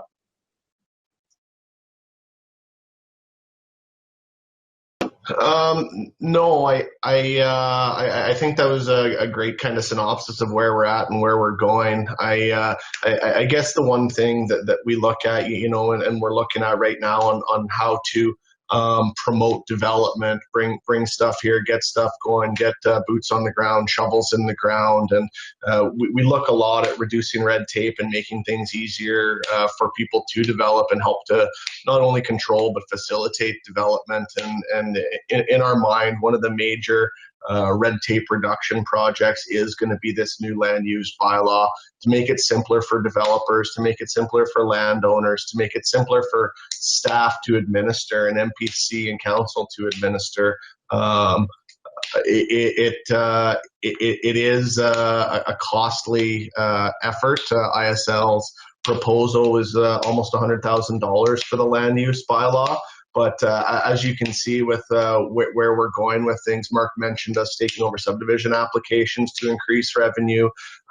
We changed the scope of our consulting services when it comes to planning, and you know, that increased cost isn't the $100,000 for the land use bylaw. It's down to the $42,000. Plus, we've got that additional subdivision revenue coming in. So what we're trying to do is get more efficient and make things work better, not only for us, but to help, like I say, reduce that red tape and facilitate the development coming into the area. So the land use bylaw is going from 1,000 pages to 100. Is that rumor or truth? I can say it's definitely going to be shorter than it is currently.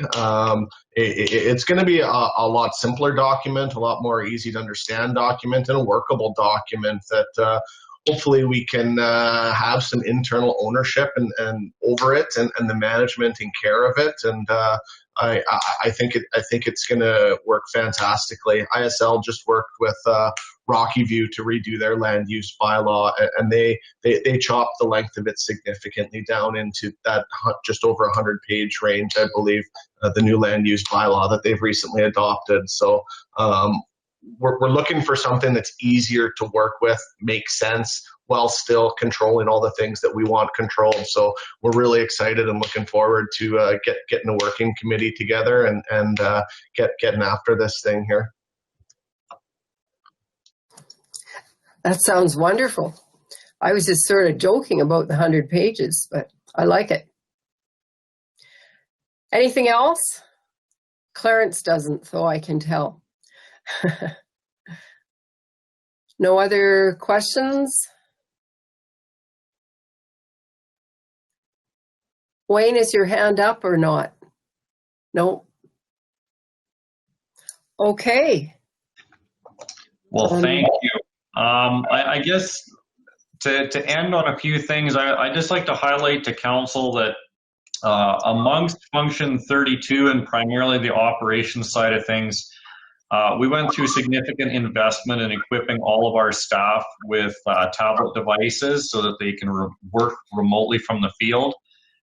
Gravel hauling, for example, they had been filling out paper tickets, submitting that to the foreman, submitting that to administrative staff, who then put it into our electronic systems, and then we do a complete reconciliation of things. By pushing out those tablets and electronic means, leveraging the existing systems that we have, it's just about all automated now. The truck drivers input the gravel quantity into the system, and it's got an automated workflow behind it. So there is no transfer of paper, there is no handwritten notes, and it's just about down to being a live service if they're connected via cellular out in the field. That same thing happens with other forums and things that we have going on within the organization, from pre-post trip inspections of our equipment to ensure that we're catching things before they break and fail. Fleet Services is alerted to any defects identified by people inspecting units. We have all sorts of those automations and efficiencies being gained through employing those technologies with our staff. So commend council on allowing us to move through with that.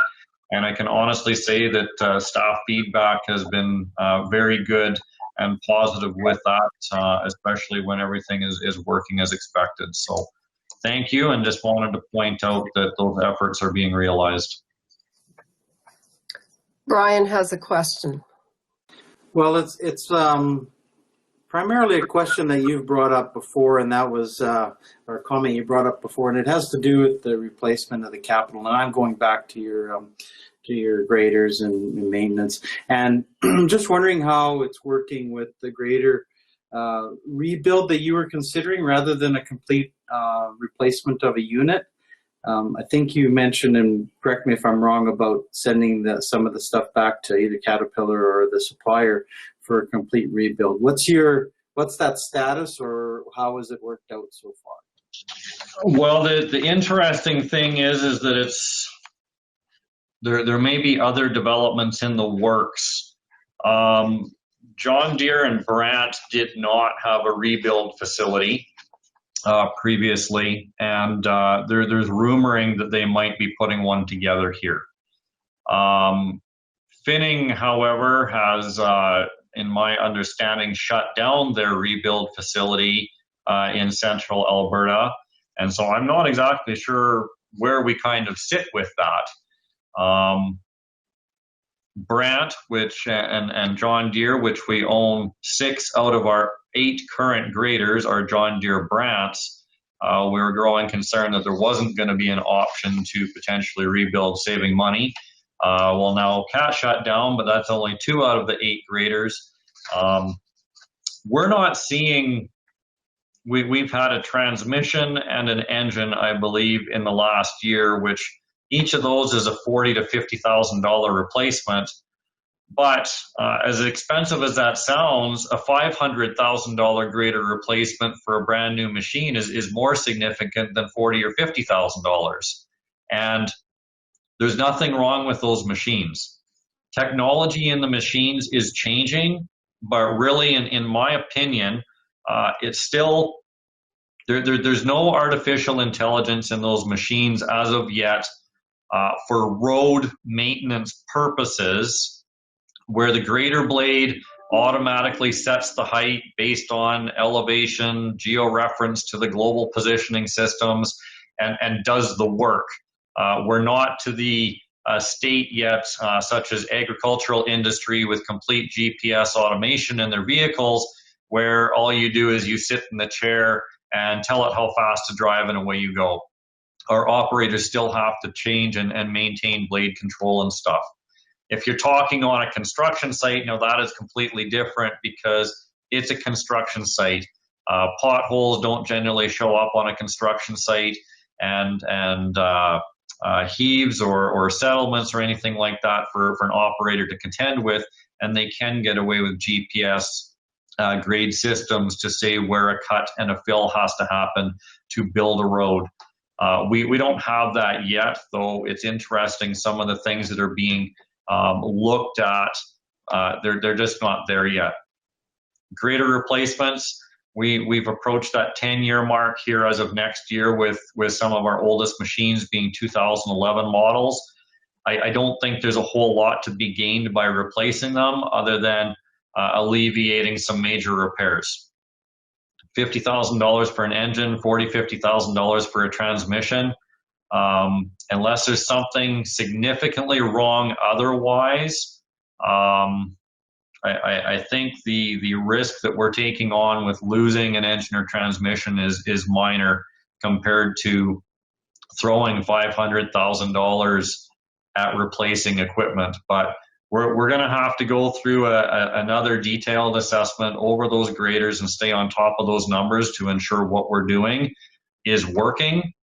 And the other interesting thing is what the market demand is for used equipment, which federal government's coming out with funding, provincial government's coming out with funding. If there are more construction projects on the go, more demand for used equipment, maybe we are looking at an opportunity where we should be replacing equipment because we get good value on the resale side of things to be able to afford the replacement and get back into new machines. Had a couple discussions with some key personnel in those areas, and they do think there's going to be a upswing in the demand for market of used equipment. I got a crystal ball, but it's generally pretty muddy, and I don't always have my thumb on that because we don't buy and sell these things often enough to know when the market is really hot to get in on the exact sale that they needed to be in on. And whatnot, but trying to keep our ears tuned to some of that stuff and make good decisions on behalf of our taxpayers. It's always looking at what somebody in the private sector does, and do they buy and sell equipment every 5 years? Well, lots of these guys run municipal equipment for 10 to 15 years after the municipality's been done with it, so why couldn't we be running our equipment longer, which is what we're doing. We're pretty comfortable with things. We just need to get through that assessment again and reassure council that we're on the right track. That was the short answer, Brian. Clarence.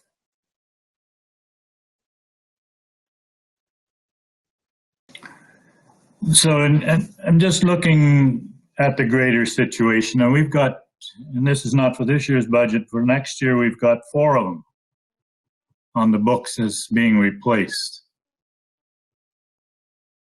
Why have we been pushing these out? That we now all of a sudden have 4? I thought at one time we did 1 a year or something, but now I see. I'm just wondering if for an explanation there. Have we actually got most of that in reserves already? If I'm looking at the equipment fund in the next page. You want to explain that, Mark? Yeah, you're correct. Those vehicles amortization has been realized. They were originally planned on 2 replacements per year over a 5-year period when we had 10 machines. We used to sell machines for more than what we actually paid for them. Current times, we're struggling to get 50% of what the machine's original purchase price was. And with that, we pushed ourselves to say, we need to look at extending the useful life of these vehicles. And yeah, we're at 10 years, Clarence. You're absolutely correct.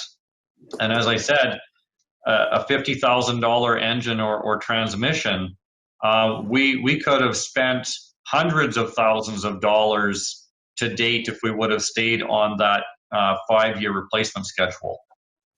There's nothing that we believe our operators are lacking in capability by having these machines in our fleet. Preventative maintenance planning and scheduling is keeping things in tip-top shape. We perform our oil sampling, which is one of the leading areas to determine whether there's issues that are coming within an engine or transmission.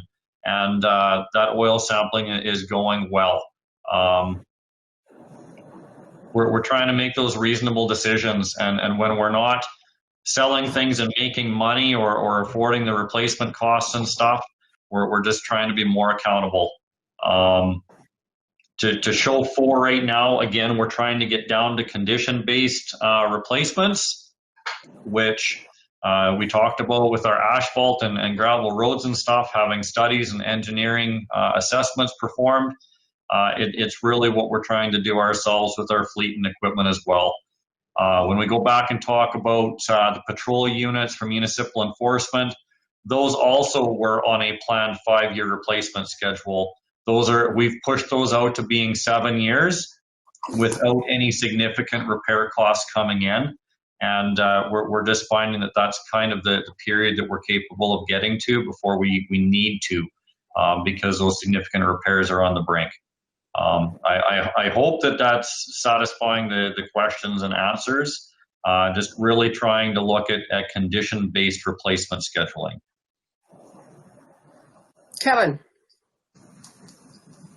Thanks, Madam Reeve. Mark, I think because it shows in the budget doesn't necessarily mean that it will be replaced in that year. So I think what's missing is that assessment that's going to take place and determine whether or not they'll be pushed out. But that's their time based on the amortization schedule. But council will have the opportunity at that time to defer that if they wish. Thank you, Kevin. Wayne? Mark, say if you blow a motor or a transmission, how long does it take to replace that? I mean, in time. And I assume you probably hire a private contractor to continue grading. Am I right in that? We actually maintain 1 spare grader in fleet for those situations of downtime due to servicing, maintenance, or repairs, whether it's minor or major.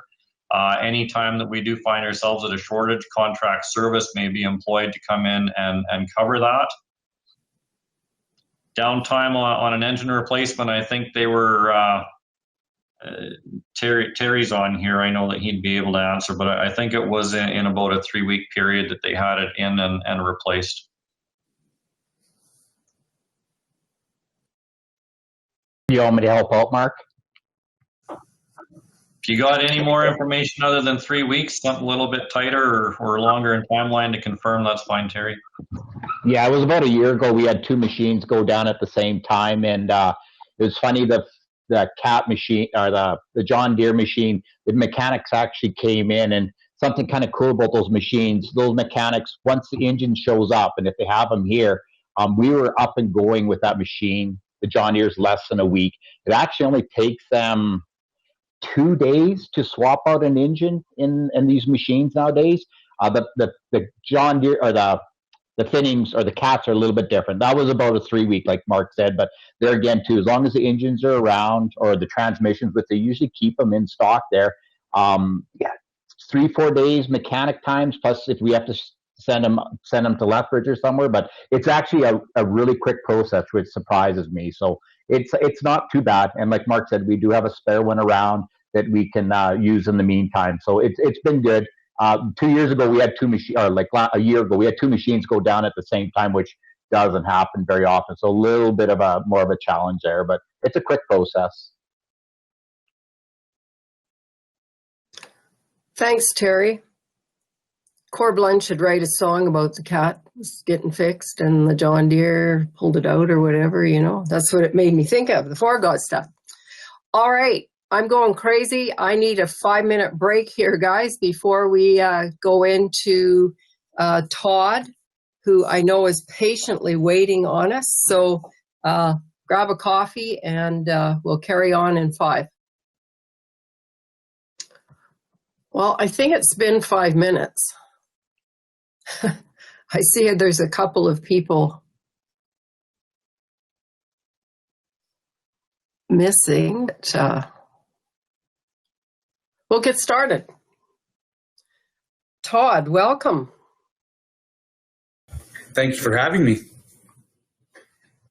And I promise to keep it as concise as possible.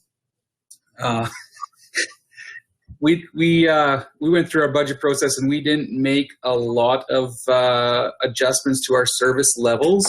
So kind of pretty status quo. The one thing that we had talked about in the past was removing the coyote control incentive program for the next 2 seasons. We have talked to a few partners in the CCIP process, and they kind of understand, which was good. Obviously a little bit disappointed, but I think that seemed like an idea that would go over well. So that's a $30,000 decrease. And then you'll see that we increased our strychnine for purchasing the last time for the next few years. It's probably not going to be the $87,000 hit that we thought it was going to be. Current numbers to date, I think, are about 150 cases we have to buy for next season. And that's about half of that. It's right around the $40,000. So we were anticipating guys putting enough in their storage for the next 3 seasons, and it looks like they haven't gone to that full extent. So right now, anyways, as it sits, we're looking at about a $40,000 purchase, and then obviously those are all collected on the revenue side as well. So it's whether it's 87 or 47, I guess it's sort of a moot point. But you will see our capital side. We continue to want to replace things on schedule. So we do have our loader tractor up this year. The 15-foot roadside mower, we do one of those every season, and just kind of roll them on a 3-year cycle. We're looking at improving our dump trailer. We currently have a dump box trailer. We used to use it for hauling equipment around. We don't do that anymore. It's primarily used for hauling aggregate. So we're looking at upgrading that a little bit just to have some 8,000-pound axles underneath it. The Brilliant Seeder, I think we've seen the Brilliant Seeder probably in the last 5 years. We've seen it 3 times on our budget. We get through the season and we think about replacing it, and then we look at how many acres they put on, and it's really hard to justify. We had a little bit of kind of a catastrophic failure with the one, and we think it's time that we get rid of one of them. And what we're planning on doing is keeping one for rental. So the similar style, or keeping the one that we have for rental, and then we would replace one that we can use on our roadsides for seeding. So a 3-point hitch model, an 8-footer, and try to get a little bit of better grass establishment. Our current grass seeding, we use harrows and broadcast, and Will did a ton of driving around, and we're not seeing the establishment that we need. We're kind of attributing it a little bit to weather and a little bit to maybe our process, and so we want to make that a little bit better. So we hope that 3-point hitch model will work well for us. And then the half-ton truck is the enterprise fleet management system. That's just a standard whenever Mark and Enterprise go through that sale process. That's when we replace that one. So that's kind of our capital outlook. Certainly the tractor surprised us a little bit at the potential cost on that. Those tractors with loaders certainly don't come cheap anymore. We don't expect through the tender process that 170 would be the actual cost, but that's kind of the numbers we were getting when we went to look. So that's kind of what I got for ag services. Is there any questions?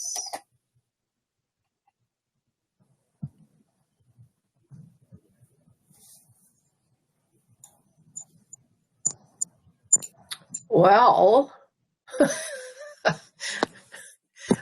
coffee and cookies slowed everybody down.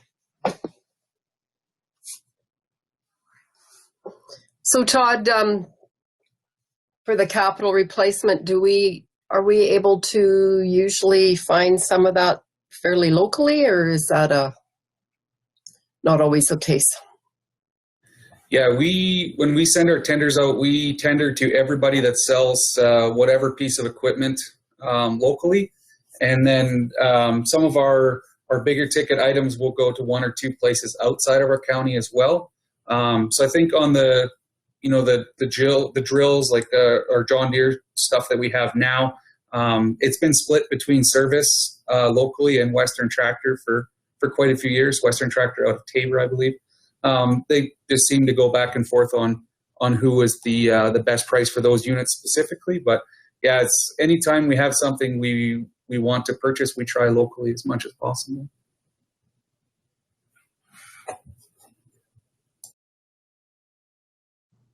Any other questions, Wayne and Lionel? Hi, Todd.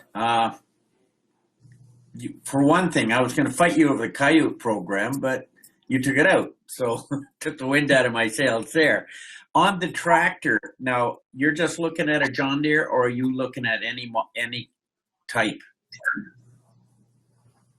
Yeah, that's a good question. We put out a list of specifications, and if there's a tractor that meets those specifications, that's what and it's the lowest price, that's what we buy. So we currently have 2 John Deeres in our program and 1 New Holland. So we're not brand specific for sure. We're price specific. Good to hear, Lionel.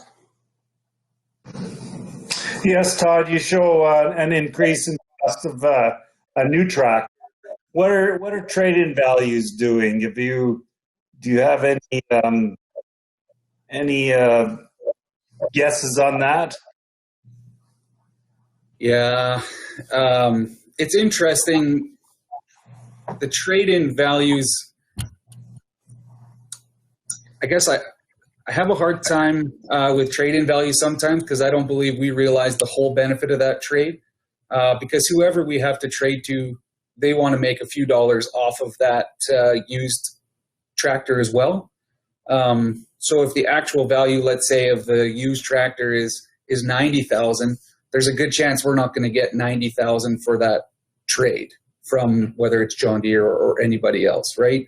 So we always ask for the option of a trade, and if we feel like it's a reasonable price, we'll trade it. Otherwise, we'll go to maybe it's an auction service or maybe it's a tender bid for that sale too. We certainly have lots of producers that want to purchase our equipment when we're done with it, so that's a good sign. Lionel? I guess I wasn't specifically thinking about trade-ins, but salvage values, that's what more than anything, wherever it goes. And Yeah, the initial that we heard on that tractor was $60,000 replacement, but that's certainly we would hope to get a little bit more than that. I don't. This one is it's a 2013 tractor. I think we're sitting by the end of the season about 4,500 hours. And when I look at used tractor sales, I see them go for a lot more than 60,000 on a nice 120 horsepower tractors.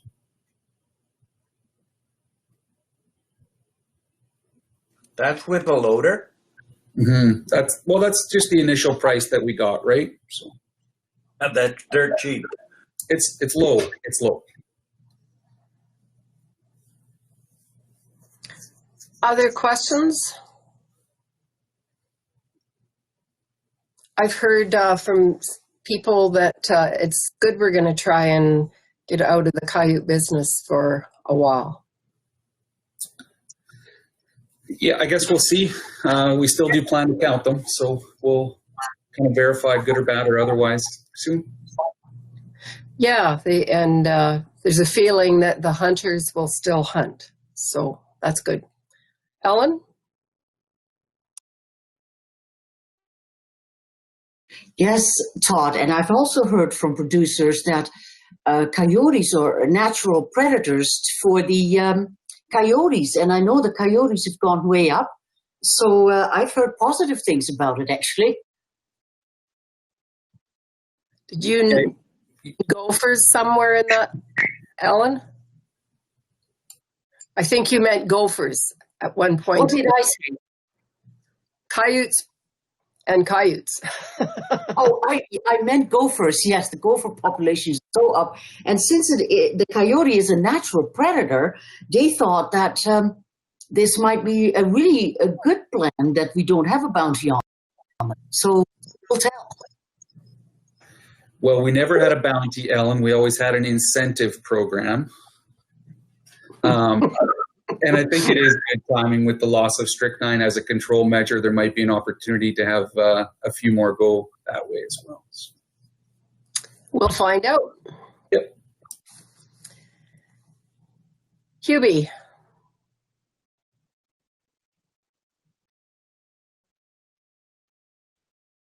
Let's not forget the Hawks and the Eagles. They clear up a lot of gophers as well. So it's good to see lots of them around this year. Saw 3 bald eagles south of Tilly 2 days ago. Pretty rare to see them around, but it's good. Nice. Any other questions for Todd? Thank you, Todd. Are you having to moderate today too, or is that all Susan? Susan is doing that today, so that's good. And the only other little thing I had to talk about was just some of the park stuff. So I didn't know if on the energy side we're pretty status quo. We always just look to try to take care of that for the most cost-efficient way we can. And then within that 72 function line, we had a request not in 2020, in 2019 to make some improvements to the Rolling Hills ball diamond, and we just got some pricing back on that. So that's about the only increase from the operating side. And then Matt chucked in the estimate to include for the Brooks ICF, which is 110,000, which probably darn near doubles that 72 function line. But I promise that has nothing to do with me.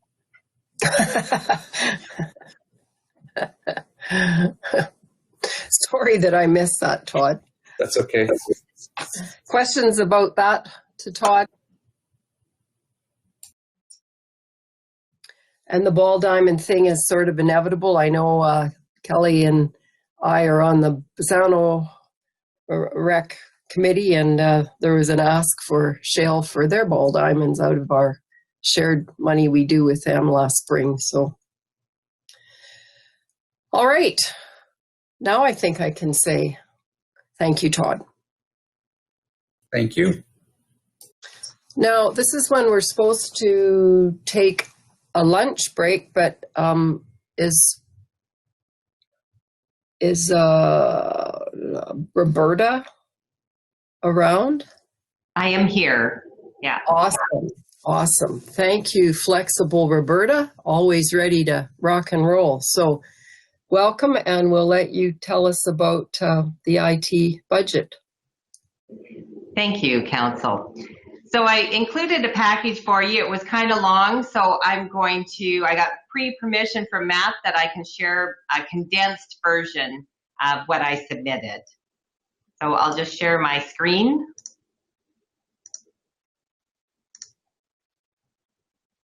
And hopefully everybody can see that.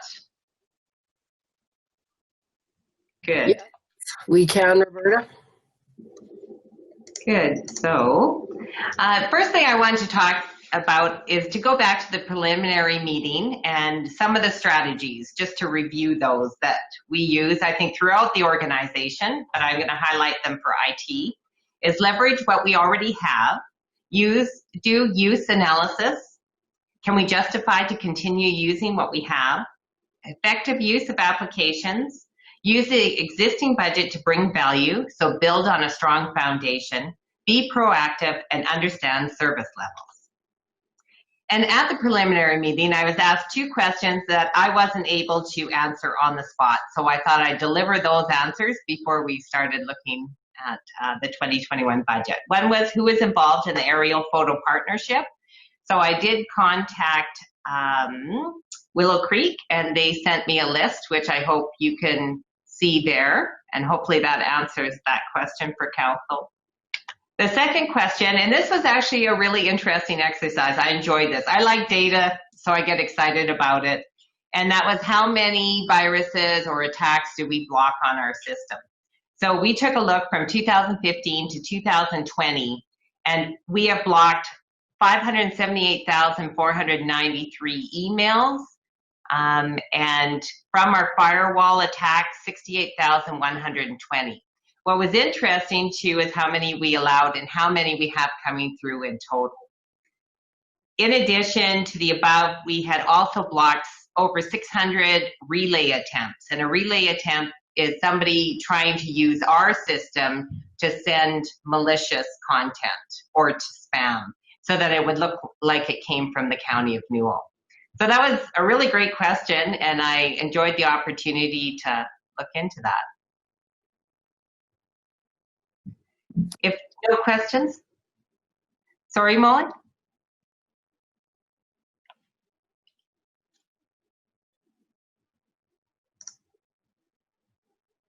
Okay, I can be heard now.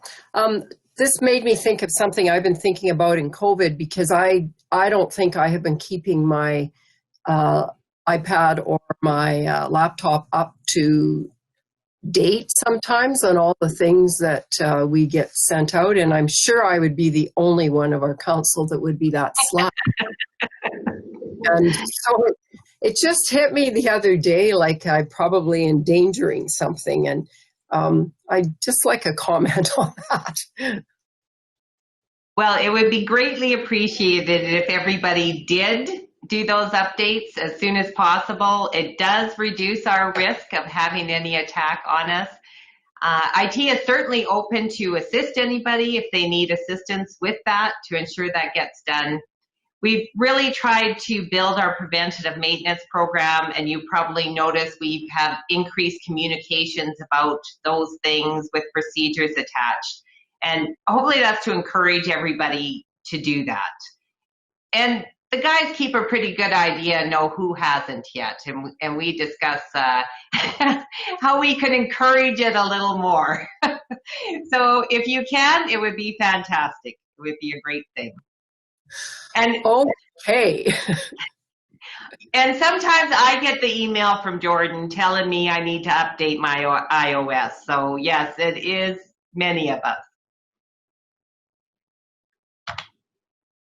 So if it's okay with everybody, I'll move on to talking about the operating budget for 2021. I'm going to focus on 3 main areas, our biggest areas in IT, which is IM professional services, IM hardware, and IM software. IM professional services, there was this increase between 2020 and 2021 from 2019. And I was curious, what is that increase? And when I took a look, I realized that it was the move to cloud storage and disaster recovery as a service. So that accounts for that spike from 2019 into 2020 and 21.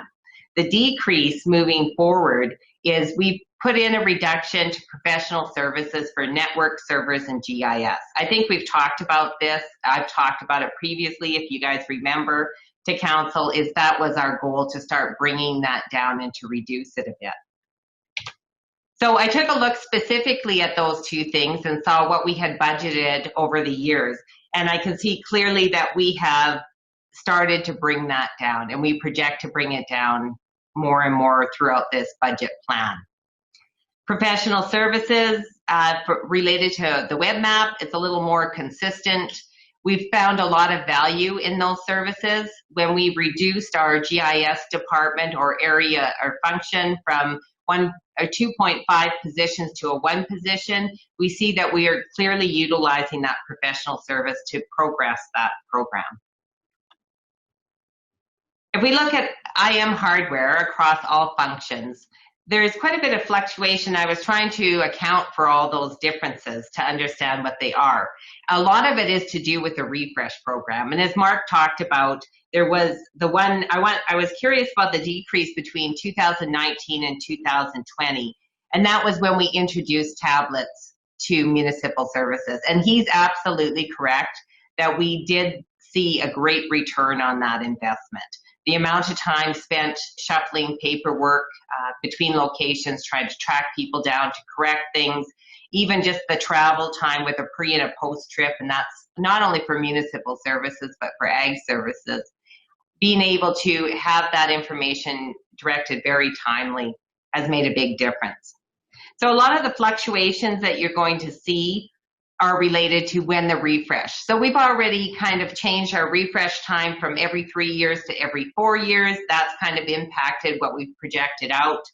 But there is still this big decrease that is there. And so when I look at specifically IM hardware related to function 12, which is mostly IT related, we see this huge decrease. And that, as Matt alluded to in the initial slide, is there's a reduction there, and it's related to the new servers. So when we replace the new servers, our annual operating cost went from $90,000 down to about $15,000 to $17,000. And that's taking advantage of new technology. By doing that, it used to be our old system had many layers, and each of those layers had support fees to it. They have now come out with, that had just been coming out when we did our first replacement, are now more tested and true, and they're all condensed in one. So we just have to pay support for one layer versus all those other layers. And it was a huge, huge decrease in our annual operating cost. In fact, over the 5-year period, we'll pay for the replacement of the next system. I was pretty encouraged by that. If we look at software, software is much more consistent for us. You can see that we've spent pretty much the same. There's a little bit of an increase as we see projecting forward. Annual subscriptions increase periodically. We have a lot of our items are purchased from the US, they're US applications, and there's the exchange rate that we have to consider. We've increased the usage of the software in the organization. So that's added to that cost a little bit over the years. And we've also shifted. So our AVL system, in Matt's slide that he provided, it says we had a $26,000 reduction in our cellular service. And that is directly related to our move from the AVL system. We had an AVL system that was on site, and we had to purchase cell service for it. So now we've moved it to a subscription-based, and the cell service cost is part of that. So we've taken away the cell service cost of $26,000, and it is now put into the software cost. But now that's also offset and balanced by not continuing the e-compliance application next year. When I was doing this, I found this really interesting shift, and I'm kind of saddened that I can't get any numbers before 2018 in this separation. In 2017 and earlier, we had one GL that had hardware and software. So I would have to go through what was budgeted or spent there to get that separation. I would predict that if I did do that, I would have saw that we would have had probably 60% hardware in those years and 40% software. And you can see that we've really had this shift. We've shifted from investing in hardware to investing in software. And that's the trend. We're moving a lot of things to a software-based versus a hardware-based. We're not purchasing software. We're doing annual subscriptions for software. A lot more software is hosted, and we just have a subscription fee. We don't actually have to have a piece of hardware on site to look after it. I thought it was an interesting trend. Capital budget, so some actions that we've already taken. We removed several printers after discussion with the organization. They were underutilized. We felt we could do without them. We've shifted the replacement cost on some capital things. We've had them inspected. We know we can get parts for them. We know they're a little bit underutilized, but they have value to the organization. Examples of that are the plotter and the laminator, so we've shifted those things out. Replacing assets with new technology, so like the servers. So there are other options than the traditional, and we're taking advantage of those, which reduces our operating cost. There's things that we can do related to capital. We can delay, as we've discussed. I think Kevin discussed that, Matt discussed that, and the implications of doing that. So I thought one year council had asked me, one of the councilors had asked me, well, what do you predict is coming? So I thought I'm going to preempt that question. And I'm going to tell you what I think is going to come related to budget and IT technology. I think we're going to see a reduction in what we're spending on cloud storage and disaster recovery as a service, our existing budget for that. I think that with the efforts that the organization is making to do document management and putting strategies in place to manage electronic records, we won't need as much space to manage what we consider to be important. I think budget utilization, physical data collection and application methods may not be necessary anymore. There's so much big data out there, we're able to do more with less. So even leveraging the data that we collect, not that we set out to collect data, but every transaction we do at the county identifies a trend, even our budgeting. So we do the budget regardless, but then when we look at the budget, we can start to see trends, we can start doing some analytics, we can start doing some predictions, which I'm doing. And I think with the foundation we've built, we're going to do more and more of that. We may not need to have someone out there traffic counting a road. We may be able to leverage app data and to be able to take a subset and predict the usage of those roads. So I think we're going to have that better utilization of budget. There is definitely a budget shift, like I talked about, between hardware and software. And I think we're going to increase our software subscriptions and cloud computing overall to leverage that. But then there's going to counter with that hardware reduction. I think the shift to subscription and software-based infrastructure will decrease our capital and potentially increase our operating, depending how that goes. And that's my presentation today. Council, do you have any questions? Mr. Berta?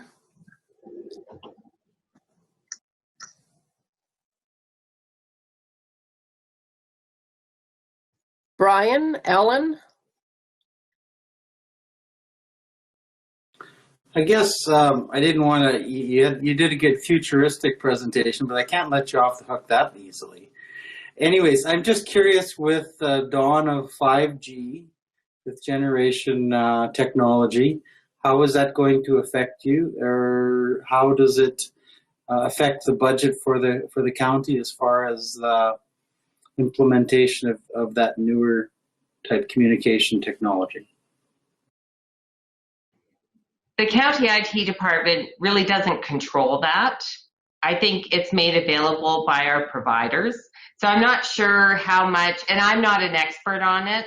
And so I haven't done a lot of research. I know there's a lot of talk about 5G and how it's going to change. One thing that in my research, it talks about data. So we need these 5G to transport data.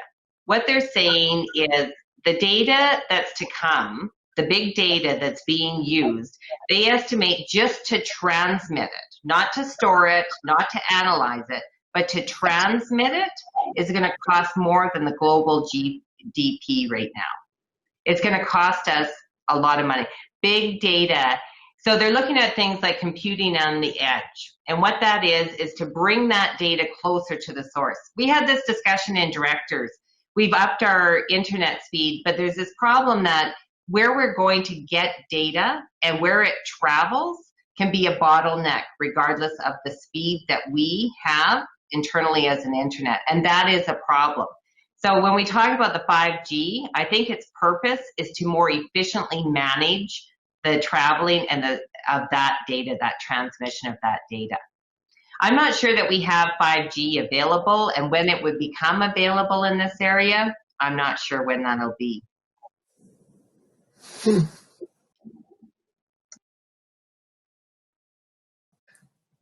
Thank you. Ellen. Yes, a question. So since IT is going more towards the soft-based infrastructure, does the department predict any savings? I know the operation might go up, might increase, but do you think overall would it be a decrease in costs? I think that we have built a really strong foundation. And I'm pretty proud of where we're at as an organization. We have these systems that are really flexible and they really work well together. And we've been able to project them out to other people in the organization that did not have the ability before. Excuse me. So for example, Laserfish. We had purchased full licenses for Laserfish. We decided that we were going to offer the use of Laserfish to field staff to bring in the efficiencies. What we were able to do with Laserfish is to convert some of those full licenses to almost 3 times as many participant licenses for a cost, an initial cost of about $900 with no change to our annual operating cost. So I think that our ELA licensing that we have, it gives us opportunity to install multiple products that Esri offers on unlimited amount of machines. With the professional services that we have and the way we're thinking through the development of each of our steps, meaning that we can get more from them with less money. I'm not 100% sure that there won't be, I don't have a crystal ball, but I was thinking about this. We had, for years and years and years, there was very limited invested, I think, in IT. Then all of a sudden, in 2014, 15, 16, we had the system integration project that came in to update all of our software. And then we upgraded all of our hardware after the IBM review. And that was a lot of money that was invested. I believe that IT was a very smaller part of operations in those 2007 to 2014. And I think that we positioned ourselves very well to be able to utilize that investment for many years to come. And I can't see yet when there would be a big enough technological change for us to have to do that same reinvestment. It could be like Councillor De Jong mentioned, is maybe an investment in 5G, that type of technology. I think we've positioned ourselves well as an organization to carry us for several years at a pretty steady rate. We'll see that the lowering of the hardware, the increase of the software, the lowering of the capital to maybe the increase of some operating. But I think overall that should be pretty much a balance. And it has been pretty balanced for a number of years. I'm actually trying to find ways that we can reduce that and be more efficient about it. Good question. Thank you. Here's a really easy and probably silly question. What does the IM stand for in your presentation? Information management. Oh, okay, gotcha. Any other questions?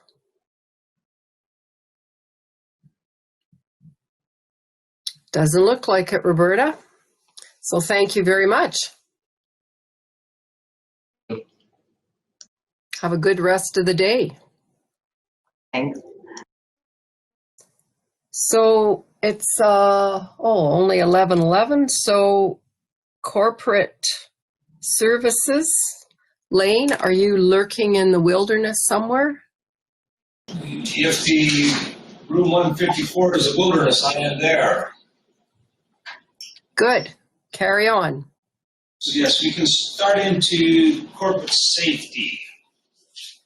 So with this particular function, there's really not too much in the way of change that has been suggested in the budget that has been prepared.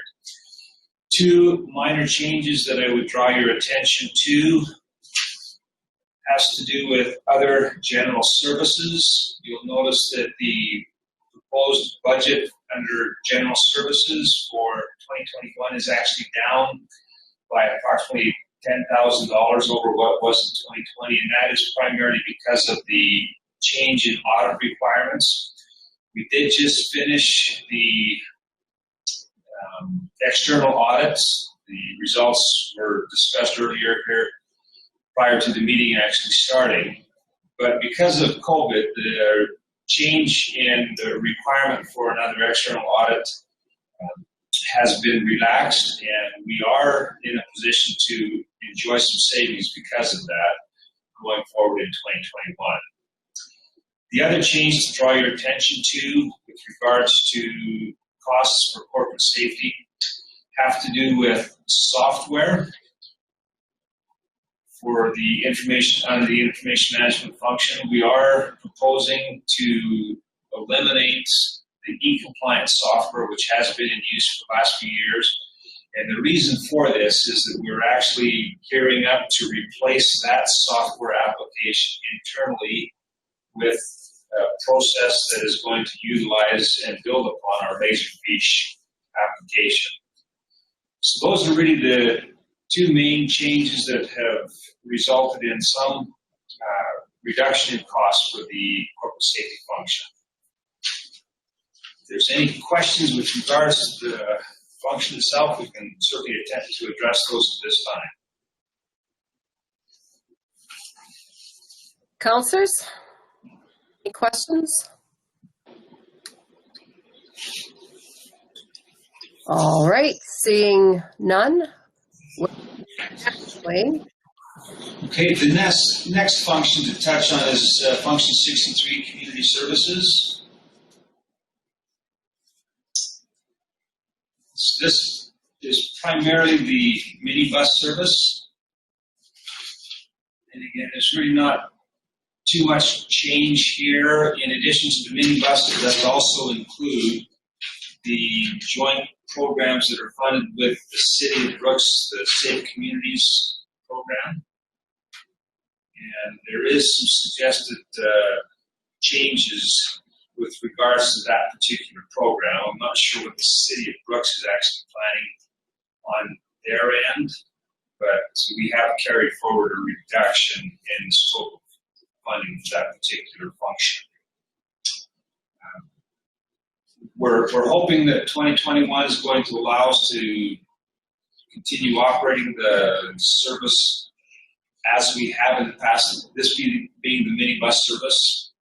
Right now, we are operating it at a reduced capacity on the bus in order to make sure that we're not jeopardizing any of the patrons with regards to reduced distance separations that should be maintained.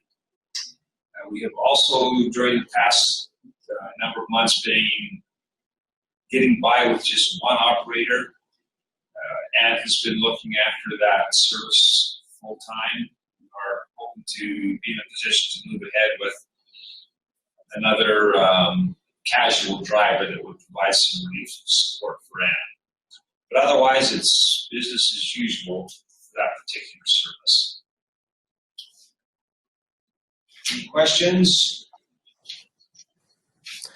So Lane, the service has been demand for service. Sort of got sorted out a little bit with the COVID and handle it. Correct. There was a time there where we had actually suspended it altogether. After the first big wave moved through, we opened it back up again, and ever since then there has been continued use made of the service. But it is a scheduled service that needs to be booked in advance, so that if you are wanting to go, we're not in a position to take more than the minimum number that should be accommodated on the bus. In fact, we've actually had interest shown from the Hamlet of Rolling Hills. The seniors organization there has inquired about the possibility of making another day available periodically to offset the interest that there is, given the limited number of patrons that can actually ride the bus at any one time. So yes, there is continued need for the service. Well, that's excellent that it has been able to be used. Wayne and Kelly and Ellen? Just a comment. I really think that we maybe should be looking at shutting the service down because it's costing us a lot of money for not a lot of riders. Maybe we should be looking at some, Anne Marie and I were talking the other night, maybe we should be looking at hiring a taxi service to do the function that it's doing, at least look at it and try and reduce the costs, because it's costing us well over $100,000 a year, and we're not getting anywhere close to the revenue that it needs to cover this service. So, and also how many of those riders are actually county employee or residents? So I think it should be up for discussion.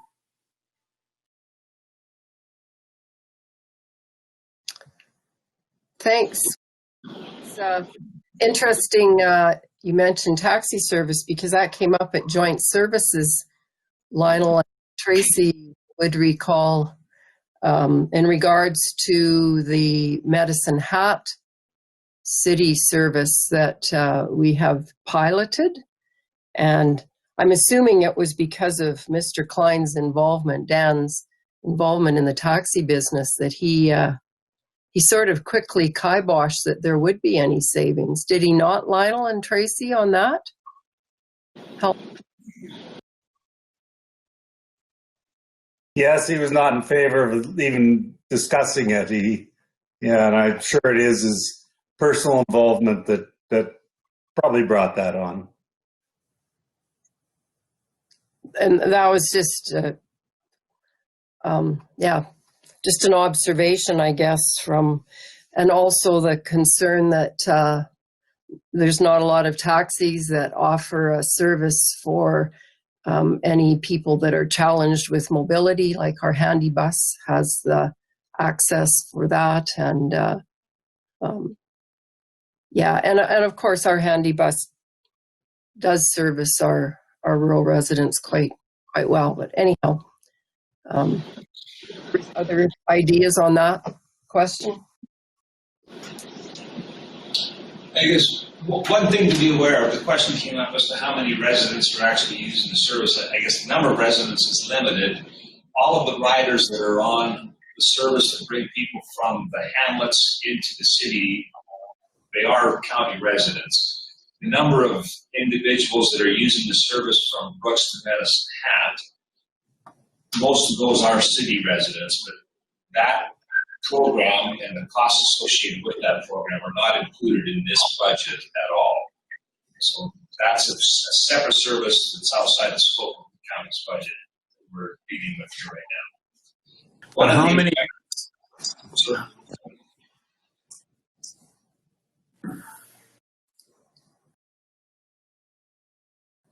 Go ahead, Wayne, if you want to follow up on your question.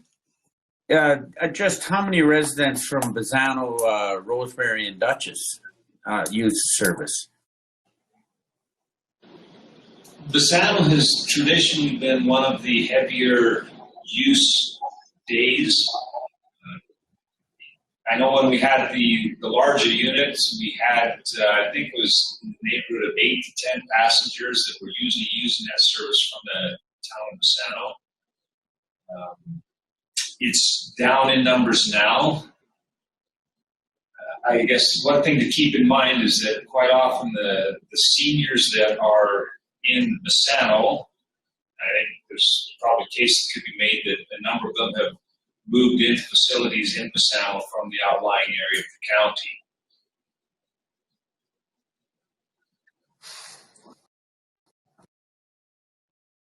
the county. All right, thanks, Lane. We have Kelly, Ellen, and Clarence. Kelly?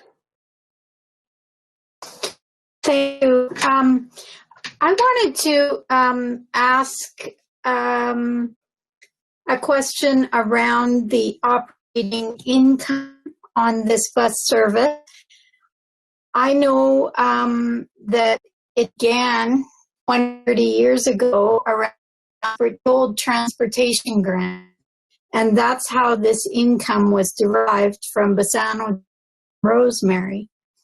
3,800 from Bassano, 1,500 from Dutchess, and 1,000 from Rosemary.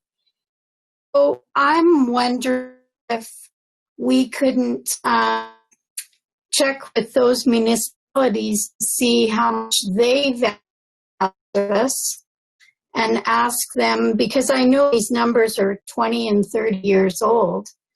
I wonder if they wouldn't top that up, considering costs have gone up over the 30 years.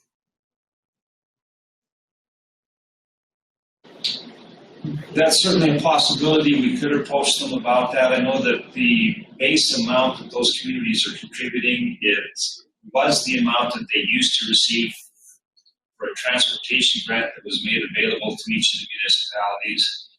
That grant was eliminated a number of years ago.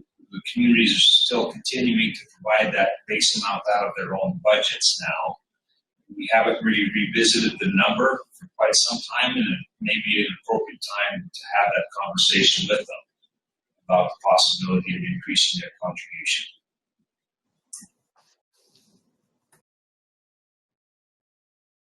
Kelly, did you want to respond? Are you good? No, I think I'm good, Molly. I just wanted to make the point. These numbers are very old, and maybe it's a conversation.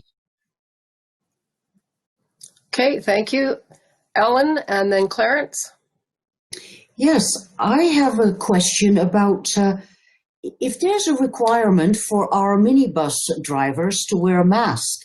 I know it's mandatory for bus school drivers to do so, but do our minibus drivers wear a mask in this COVID situation? We have not required either the riders or the driver to be wearing a mask. What we have been doing is minimizing the number of people that are on the bus so that there's a distance maintained.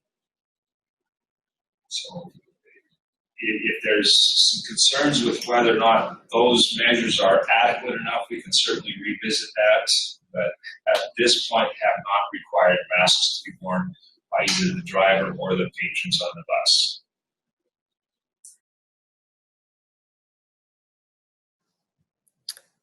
All right. I'm sure there's some that do wear them anyhow voluntarily. Clarence.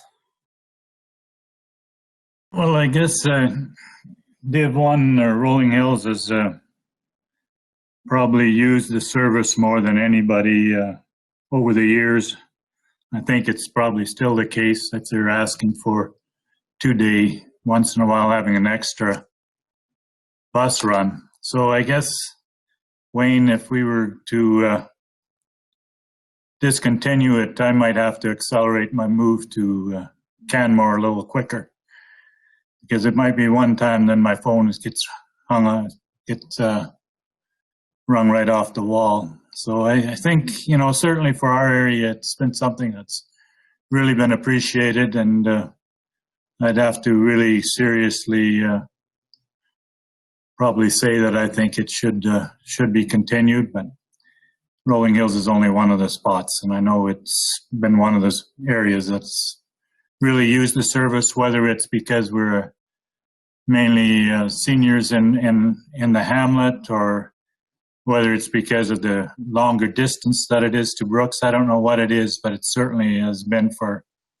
a long time well used in this area.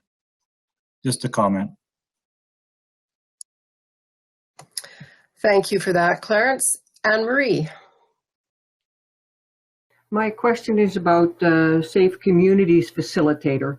And maybe I missed it, but maybe Lane, can you explain what's happening there? We used to do 50-50 and now it's going down from 50 to 20%.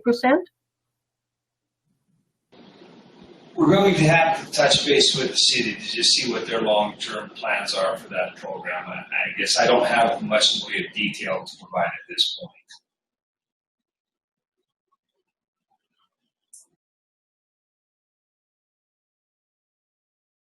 Matt?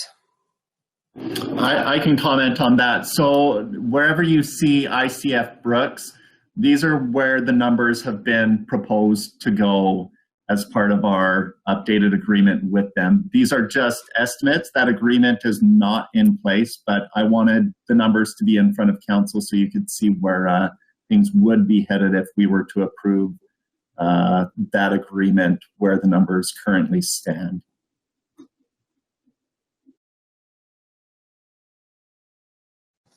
And Matt, our goal is to finish off that ICF now that we have a better grasp on our budget, is it not?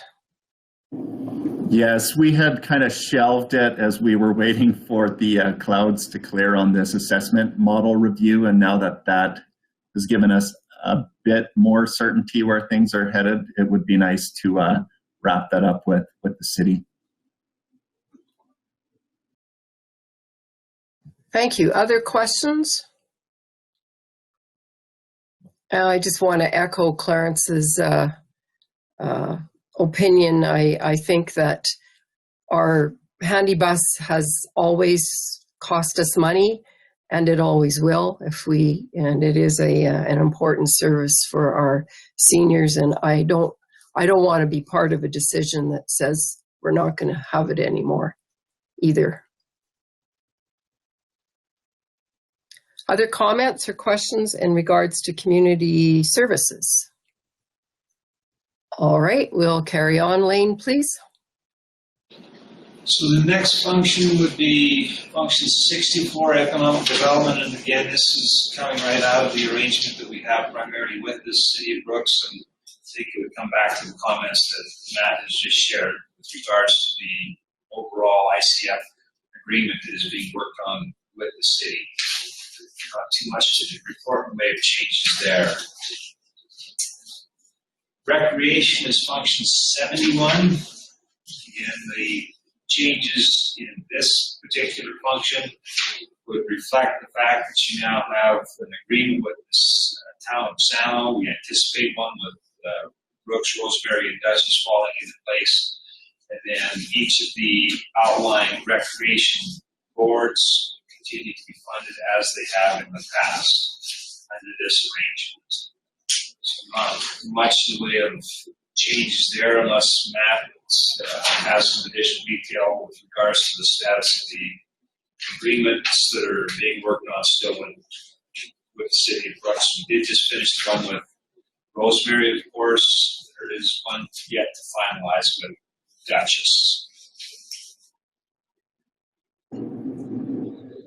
I did receive a phone call during the meeting here from Sharon in Rosemary, wondering when we can kick off the Rosemary rec agreement conversation. So I imagine hopefully now that Duchess is in place, we can use Bassano and Duchess as kind of our templates and hash the one out with Rosemary in short order.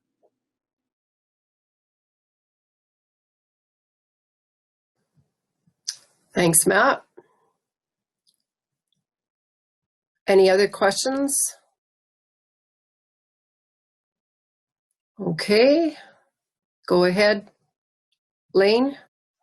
Final one under corporate services would be the cultural library. Again, if there's ever a group in the county that is doing an awful lot with very little, it would be the library function where it continues to work to provide services and has certainly been an example of restraint over the years and continues to be so going forward here for the coming year. Not much of a change has been proposed there. I don't know if maybe Councilor Crispin, as the library board representative, would have some more details that can be shared, but I think it's pretty much status quo. Clarence has a question or has his hand up, and Kelly? I think, it does show an increase, and a lot of that is due to adding culture and the library funding that we are, in addition, are giving to the city. And we discussed it a little bit before, and I can't remember if we actually discussed at that time that, we're giving an extra $44,000 to the city, whether we were really aware that the library board already gives $36,700 to the city, and whether that was taken into consideration when that $44,000 was put in.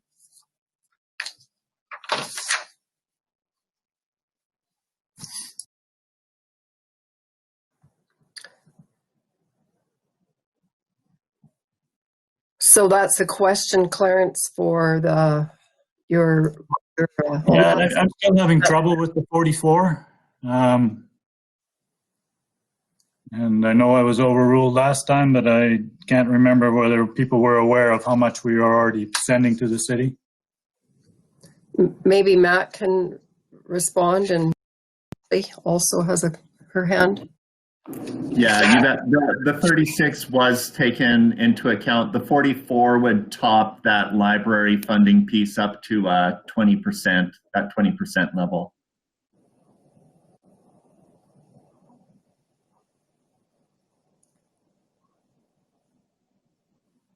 Kelly?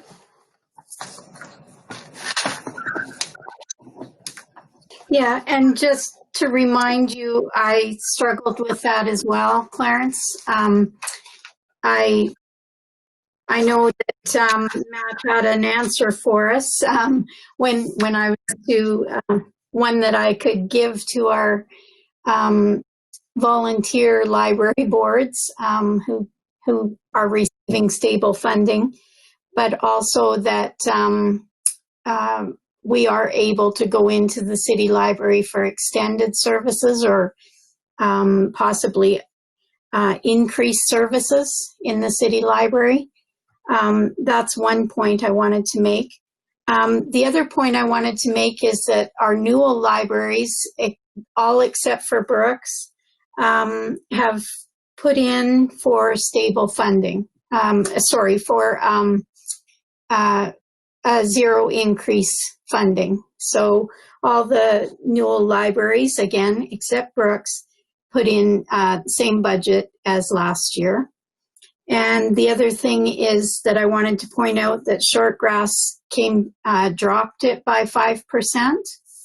So Shortgrass budget came in 5% less. I wanted to make those 2 points.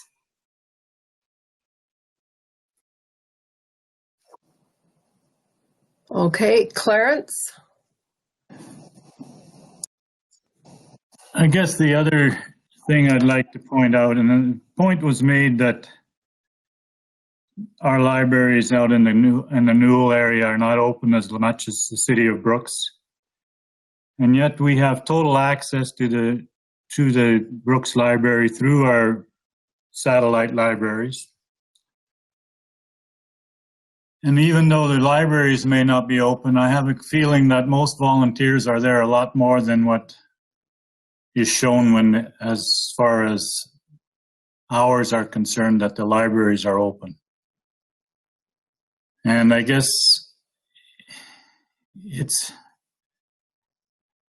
I look at it and I think, gosh darn, it's almost a slap in the face to some of those volunteers. And, you know, we're funding a library which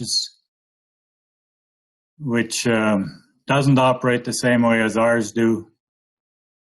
And certainly, yes, they do want stable funding. It's been held at the same level for a long time, and I just have trouble with it. That's all. Kelly? Just to clarify that, Clarence, this conversation goes on at the Newell board. We do have libraries within the Newell board that chooses to pay their librarians. Tilly, for example, is paid. Jem is paid. Rosemary is also paid. And I believe Alcoma is also paid. So you'll notice that there's only one missing. Of course, their library board, that being Rolling Hills, that library board makes those decisions. There are funds in their bank account if they so choose, but I do know that there is a different level of service available in our Newell libraries than what is provided in the city library. So I don't want you to miss that point, that there is a different level of service as well as hours of service.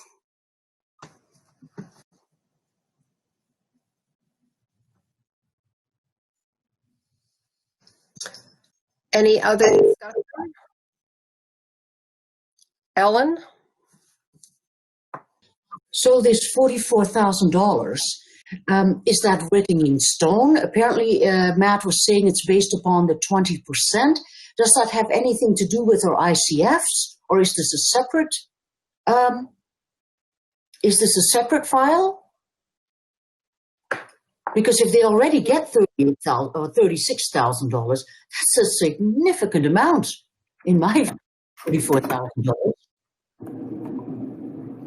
Yeah, so nothing with ICF Brooks in front of it is set in stone. The ICF has yet to be approved by council. So if there's some of these numbers that the committee needs to go back and hammer out with Brooks, that door is still open for us. But this is where things have kind of progressed to in the negotiations to date.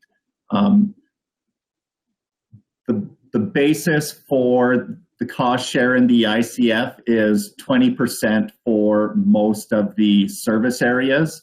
So that 44 would top us up from 36, which the library board is already giving them, up to around that 80,000. That 80,000 would be that 20% cost share that the city was looking for.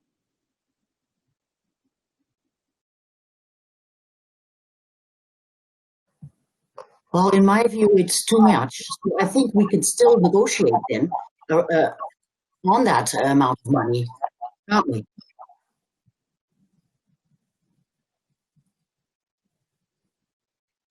Well, I guess that's up to the ICF committee that we have set up, and I don't know. That's a library that services a lot of people around the city and all of us. So to keep in mind, as Kelly pointed out, it's a different service level. Anything else?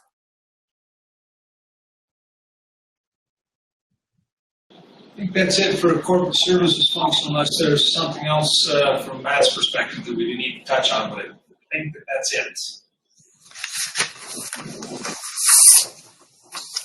Anything else, Matt?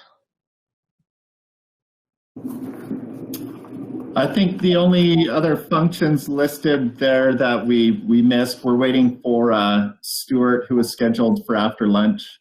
FCSS, we had no changes. Administration, we really didn't have a lot there. We tightened things up where we could. Roberta kind of talked about the IT piece, which shows up in admin. There's a few capital projects under administration that Todd's taking care of the lobby lights. But really, we're looking at preserving status quo for service levels there. And then it kind of takes us to general government in the absence of Stuart, which is where all our taxes show up.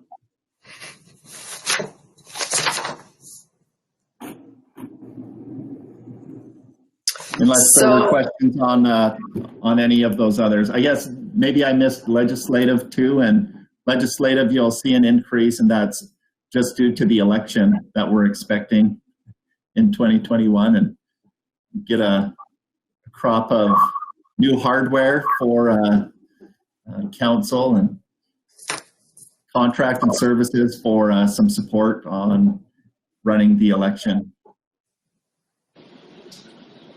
Molly, Stewart is available if we want to move into the fire function here before lunch even. Okay, that's great to know. Matt, question on FCSS. What's the share, the provincial versus municipal? We had a conversation about that last night at our Bazano Rec Board meeting. Just curious. I don't have that off the top of my head, but I can definitely look into that and get back to you, unless Clarence knows. Clarence. Legislated, it's 2080. I think we're at 2575.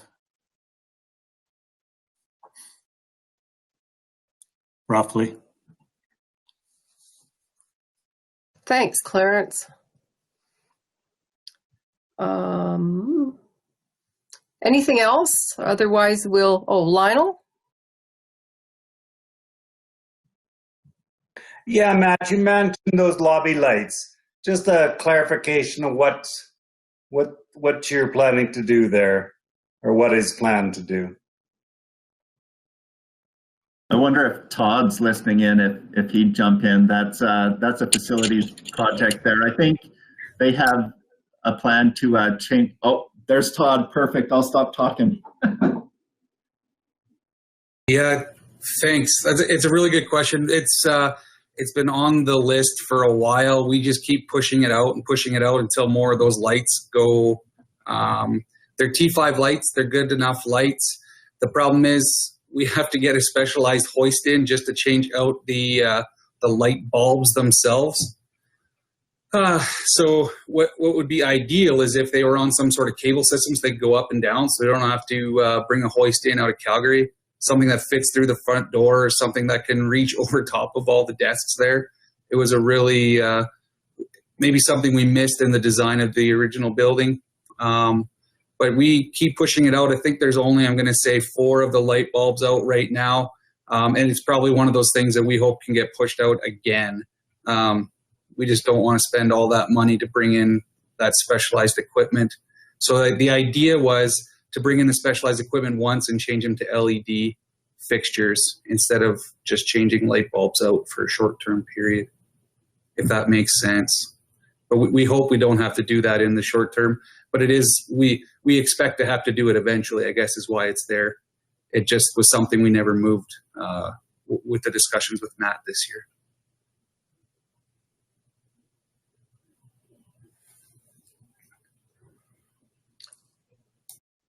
Other questions on that? Lionel?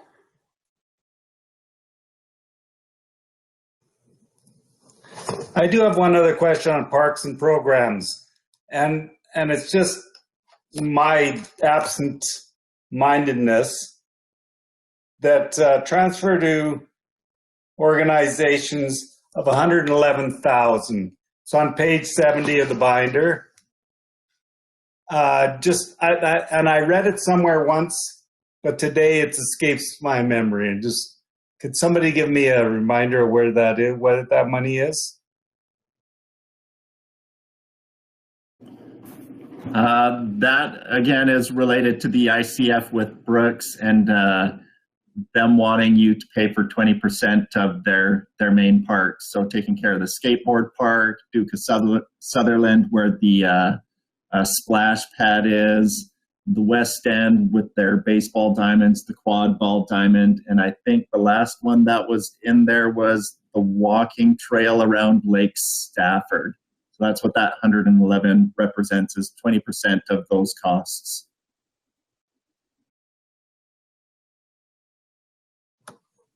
Thanks, Matt.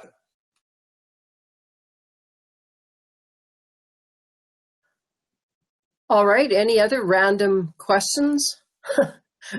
Brian? So this is random, but I'm just wondering, it was mentioned about Rolling Hills baseball diamond and Bassano getting shale. Can we attribute that cost out of our municipal reserve, or are we restricted from that as far as, because we haven't really touched that reserve too much? And I know it's just shuffling money from one to the other, but I guess, you know, we said that I've seen that municipal reserve basically stagnant. We don't spend a lot on it, and I just think community projects like that are a good allocation for it. I have another question later on, and it's more tongue in cheek because the clock is counting down on my term as a councillor, and this is take this with the humor that it's intended with. But I think we should have a motion that and some more budget money in for retiring councillors for IT support for at least 5 years. Here. Oh, I like that plan. I do have some humorous old folks that always tease me about, oh, you're getting a great big pension from all that councillor work. Yeah, it's really big.